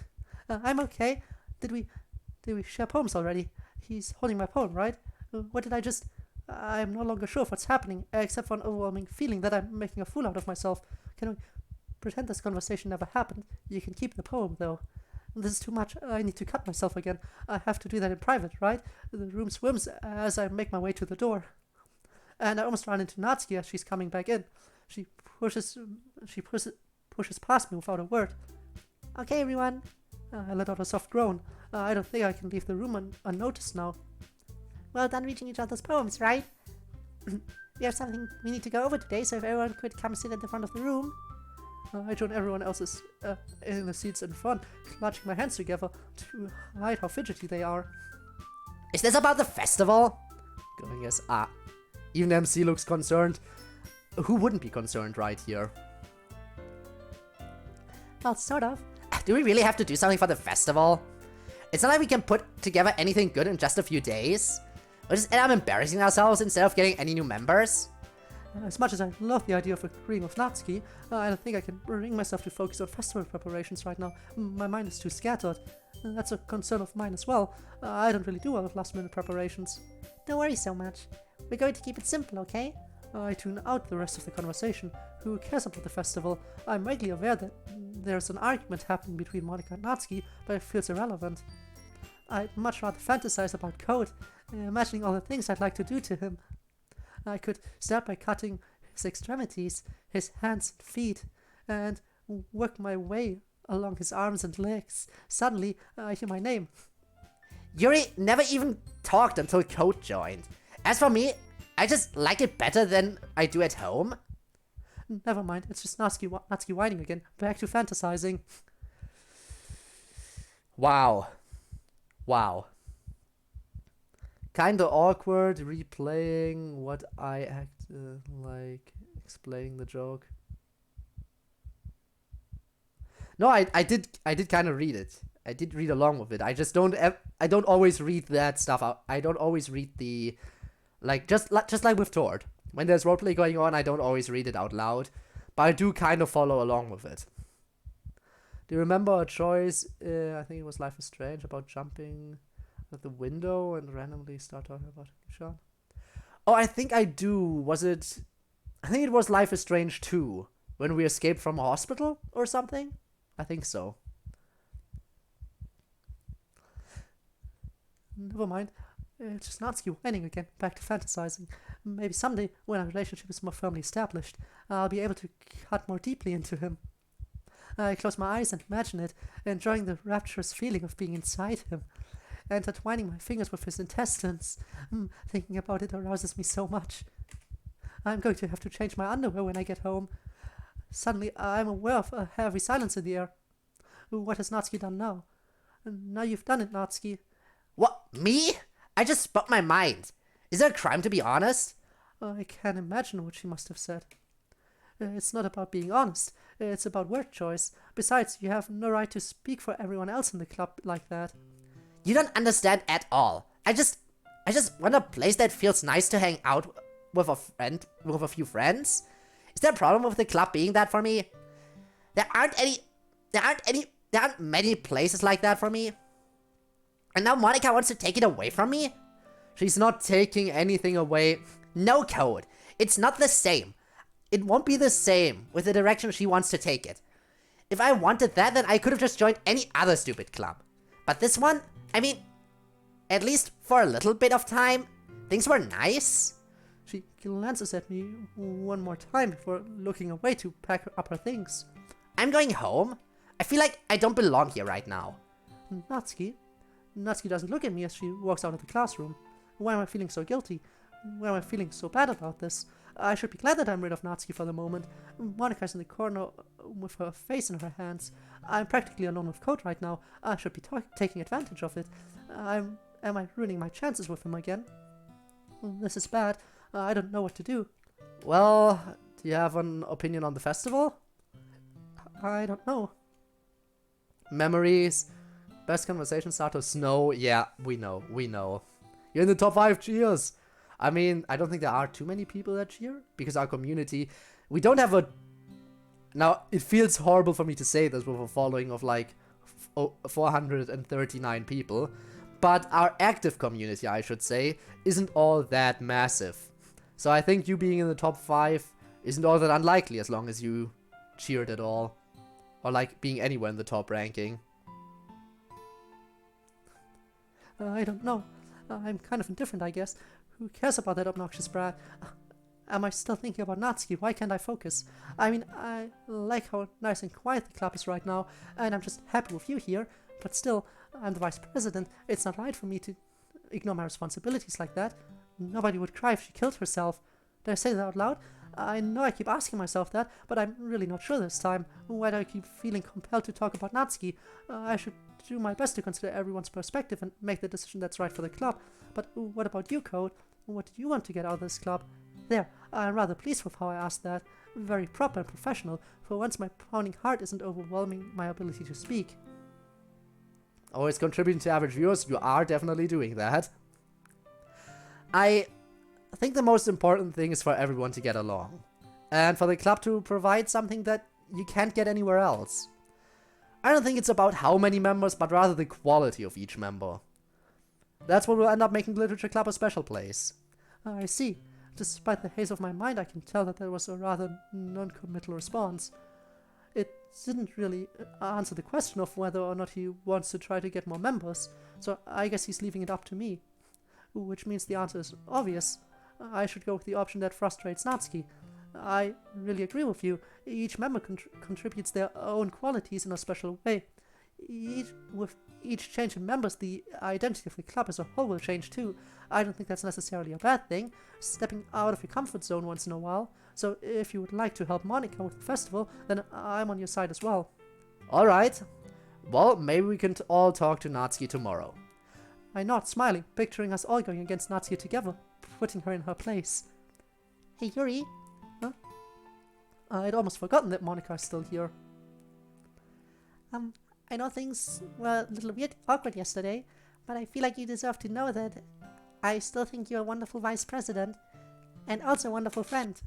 Friend? Monika? I'm so overjoyed that Monika wants to be friends that I want to pull out my knife and cut her throat right now. No, wait, I shouldn't cut my throat. Then I would die. That wouldn't be right. Why did that thought enter my head? Obviously I don't want to die. Maybe I'm not as in control as I thought. I want to do everything I can to make this the best club ever, okay? Me too. Yeah. Let's all go home for today. We'll talk about the festival tomorrow. Okay. I look forward to it. Shall we go, Code? Please don't take this the wrong way, but I'm going to chat a little bit with Code before we leave. Just to see what he thinks of his time here and all that. It's important for me as president. Now I feel torn. I really want to spend more time with Code, but something about Monika calling me a friend awakens a deep longing in me. As jumbled as my memories and emotions have been lately, I know that Monika has been someone that I've looked up to for a long time. Okay, I trust your judgment, Monika. In that case, I'll see the two of you tomorrow. See you tomorrow. Monika gives a cheerful wave as I leave. Alright, let's catch up again. Almost so close to 169.69. Is that really what you want? Apparently it is. You realize he's always been friends with Monika. Oh shit, really? Wait, friend? Friend? Really? Since when? Friend? And Dante going through an arc from being into it to being scared for his life. Finally. Pre-planned direction. Would you look at that? Once I'm out of the club room, doubt starts to creep in. Am I sure this wasn't another trick to get rid of me? Should I go back and lay my claim on him? I'm still feeling a raw hunger to do things to him, but I force myself to leave instead. Because I've got a better idea. I start walking, almost as if my feet have a mind of their own. They guide me to a place from forgotten memory. Is this the right house? I suppose this is where I find out if my years of people watching have paid off. My memory is as hazy as ever, but I recall that I've only ever seen it from a distance. I wonder why I was never brave enough to approach it before. I summon up my confidence and ring the doorbell. Hello? It's him. I was hoping he would recognize me, but the confused look on his face says otherwise. That could make this awkward. Hi. I don't know if my own memory is coherent enough to fill the gaps for him. You and I have only met once before, I think, so it's understandable if you don't remember me. I wish I'd learned his name at some point. No, I've never seen you before. There's no way I'd forget tits like those. I'm suddenly conscious of the fact that he hasn't been making eye contact since this conversation began. By force of habit, I hold my hands in front of my chest. Futile though that may be, this isn't going well. The fact that he brought up my worst feature saps what little confidence I have, but I know I have to press on. I strain to recall any details I can. You came to me when I was reading my anatomy book. You asked me about it. I talked to you about how the human body works, and you called me a know-it-all. Holy shit. Yeah, I remember you now. That was a long time ago. You're that creepy chick that was going on about blood and bones and shit. Yes, I could barely restrain myself from jumping up and down in excitement, and then you punched me in the face. I can't help grinning now that we're finally making a connection. So what? You looking for an apology or something? Apology? For what? Worst feature? Booba? Booba good feature. She thinks it's a bad feature for reasons. He left marks on me. That's a sign that he likes me, right? Am I remembering the details wrong? No, I just thought I look away bashfully as I continue. Perhaps you'd like some more intimacy? What the fuck? Fuck off, bitch. No one wants to put their dick in crazy. Well, perhaps you'd like to consider putting crazy in your dick. What?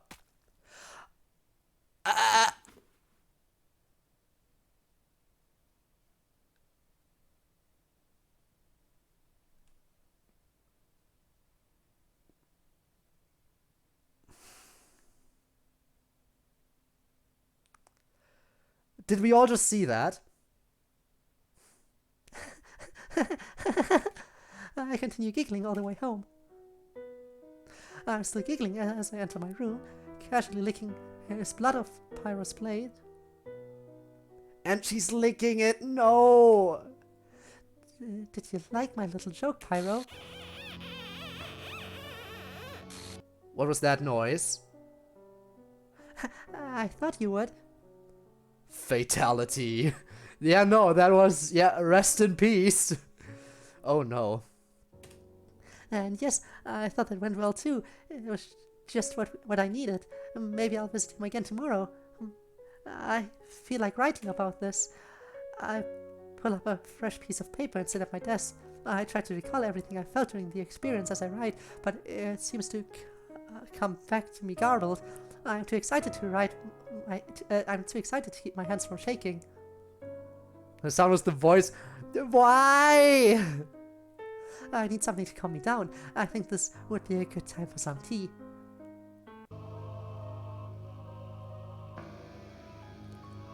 The kitchen looks exactly as I remember it. I'm just gonna take a quick sip. So we can take this in.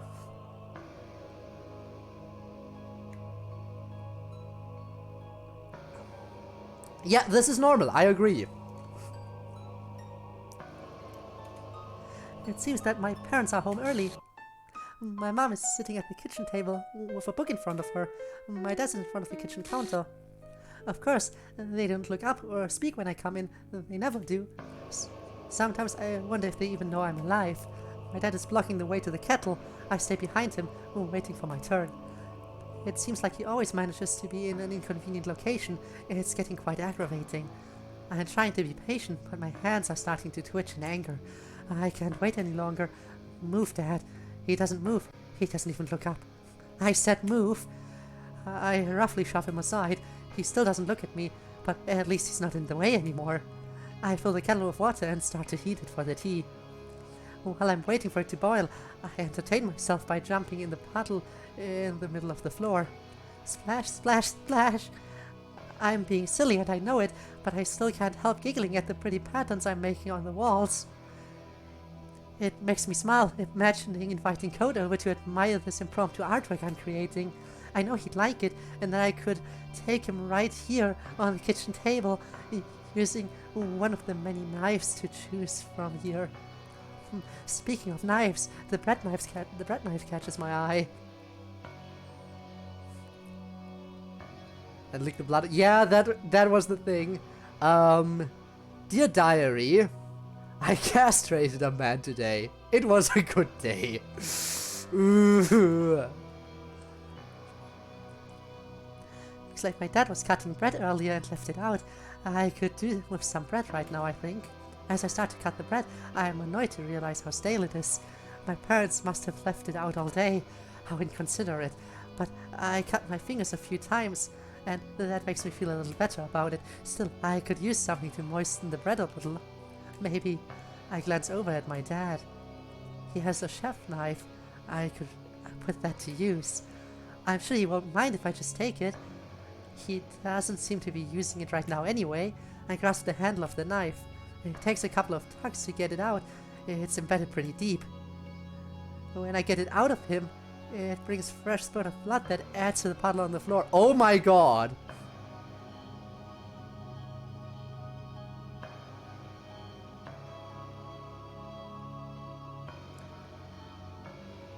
I am now realizing what's going on. You wanna know why her parents aren't moving at all in this scene? They are already... Yep, I agree. The reason her parents aren't moving, and the fact that she's tugging the knife out... She didn't say out of his hand, but out of him. And a fresh spurt of blood. Her parents are already dead. She already killed them.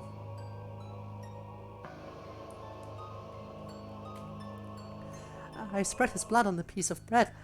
I cut it and give it a taste. The texture of the bread is much improved. It's just what I needed. Ah yes. Just what I like on my bread. Blood. No honey, or anything, or jam, or what else you could put on bread. No, let's put blood on there. Taste of the bread is much improved, just what I needed. Thanks, Dad. Again, he doesn't respond or look up. Maybe he's still mad at me for raising my voice earlier. I'm sorry for losing my temper. I've just had a stressful day at school. I guess it's made me pretty excitable. Still no response. Maybe I should just focus on the tea.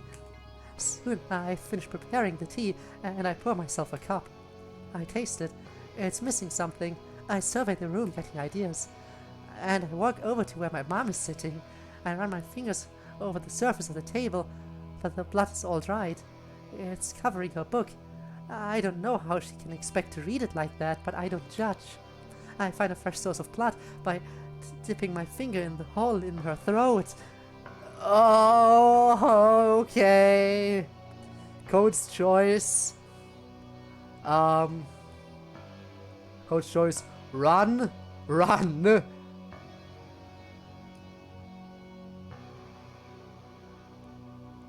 Was that buggering run? But anyway, run. Run is good. Run is very good. I stir the tea with my finger and taste it again. Much better. Good enough that I decide to mix some with my oolong leaves for next time. Thanks, Mom. She doesn't respond. I guess both my parents are giving me the silent treatment. That's nothing new, of course. I'm still thinking about it as I put my bread on a plate and prepare to go upstairs. There are so many wonderful things going on in my life lately. I just wish my parents could share my enjoyment of it. That I could have some kind of relationship with them. Well, now that I think about it, what's stopping me? I'm also out of the room when I turn back to face them. Mom, Dad, I just want to say that I'm sorry for being difficult lately. I want you to know I appreciate everything you've done for me, and I I love you. Why can't I say it? Never mind. Embarrassed, I quickly head back to my room. This all reminds me of that I have to tell Code that I love him soon. How will I be able to say that to him if I can't even bring it up to say it to my parents? I think about this as I'm eating the bread and drinking my tea. I think it's time for me to get serious. I stop thinking about friendships and casual relationships and really build the romance between me and Code. The more I think about it, the more aroused I feel. A smile comes over my face as I take off my uniform. I take a seat on my bed and look over my body. I see there's still a lot of areas untouched by my friends. It's still Pyro's turn today, so I pick them up and choose a spot. I bring the point of Pyro's blade in contact with my abdomen. I ever so gently allow Pyro to penetrate my skin. This will be an exercise in self-control. I don't want to go too deep just now, just enough to draw a pretty picture. I slowly, carefully drag Pyro across the surface of my skin, taking in the sensations of the experience as I complete the pattern I have in mind. How long will the stream be? Just asking. I want to finish this day. I want to finish the day, and then we'll end it probably. When I'm finished, I take a moment to admire my work. I now have a heart drawn around my navel. It looks a little excessively bloody right now, but it will look very nice when it scars, and Code will surely appreciate the romantic implications. I can't wait to be able to share it with him, and speaking of sharing, I find myself thinking about earlier today sharing Portrait of Markov with him. Even though I behaved a little embarrassingly, it makes me look forward to tomorrow when I'll surely be able to share with him some more, and it gives me another idea. I grin to myself as I remove my bra and take up pyro again. I can't help giggling as I drag a blade across my left breast, drawing a circle. When I'm finished, I look at my work and burst out laughing. It looks like I have a third eye. I lie back on my bed and laugh and laugh and laugh.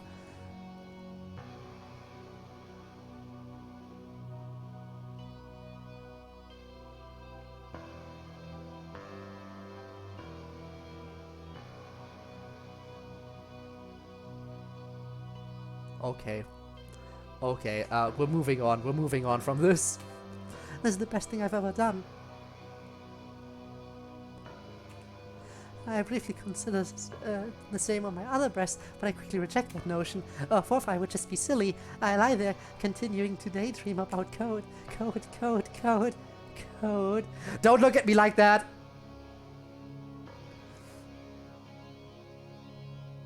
Don't look at me like that! I don't know if, yeah, thank you for posting in chat. Let me read that instead. A lot of projecting issues targeted at us. A lot of projecting issues targeted at us. She wouldn't bother with other girls existing.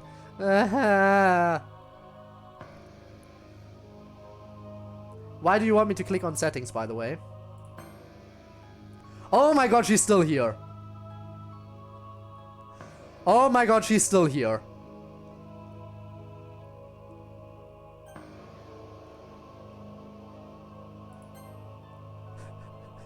I can't get away from that look. Maybe if I advance the text. Soon he will be mine. Mind, body, and soul. I giggle, especially his body. Every part of his body, every piece. Thinking about it makes me want to write some more. I take up Code's pen and sit at my desk again, but as soon as I sit down, my breast comes in contact with the page, smearing blood on it. At first I'm annoyed at how inconveniently large my breasts are that they keep getting in the way, but I decide to work with it, using my fingerprints to spread my blood across the page. It's more artistic that way. I resume writing, and come to appreciate how the blood complements my poem. The more I look at it, the more I admire it, the more I feel like this could be a good gift for Code, a poem that has a little something from both of us, though I think it could do with a little more from me. I know just what to do. I dreamily think about it as I change into my pajamas, and I take the poem to bed with me. As I waken the next morning, I stretch languidly in bed. This is it. This is where we save.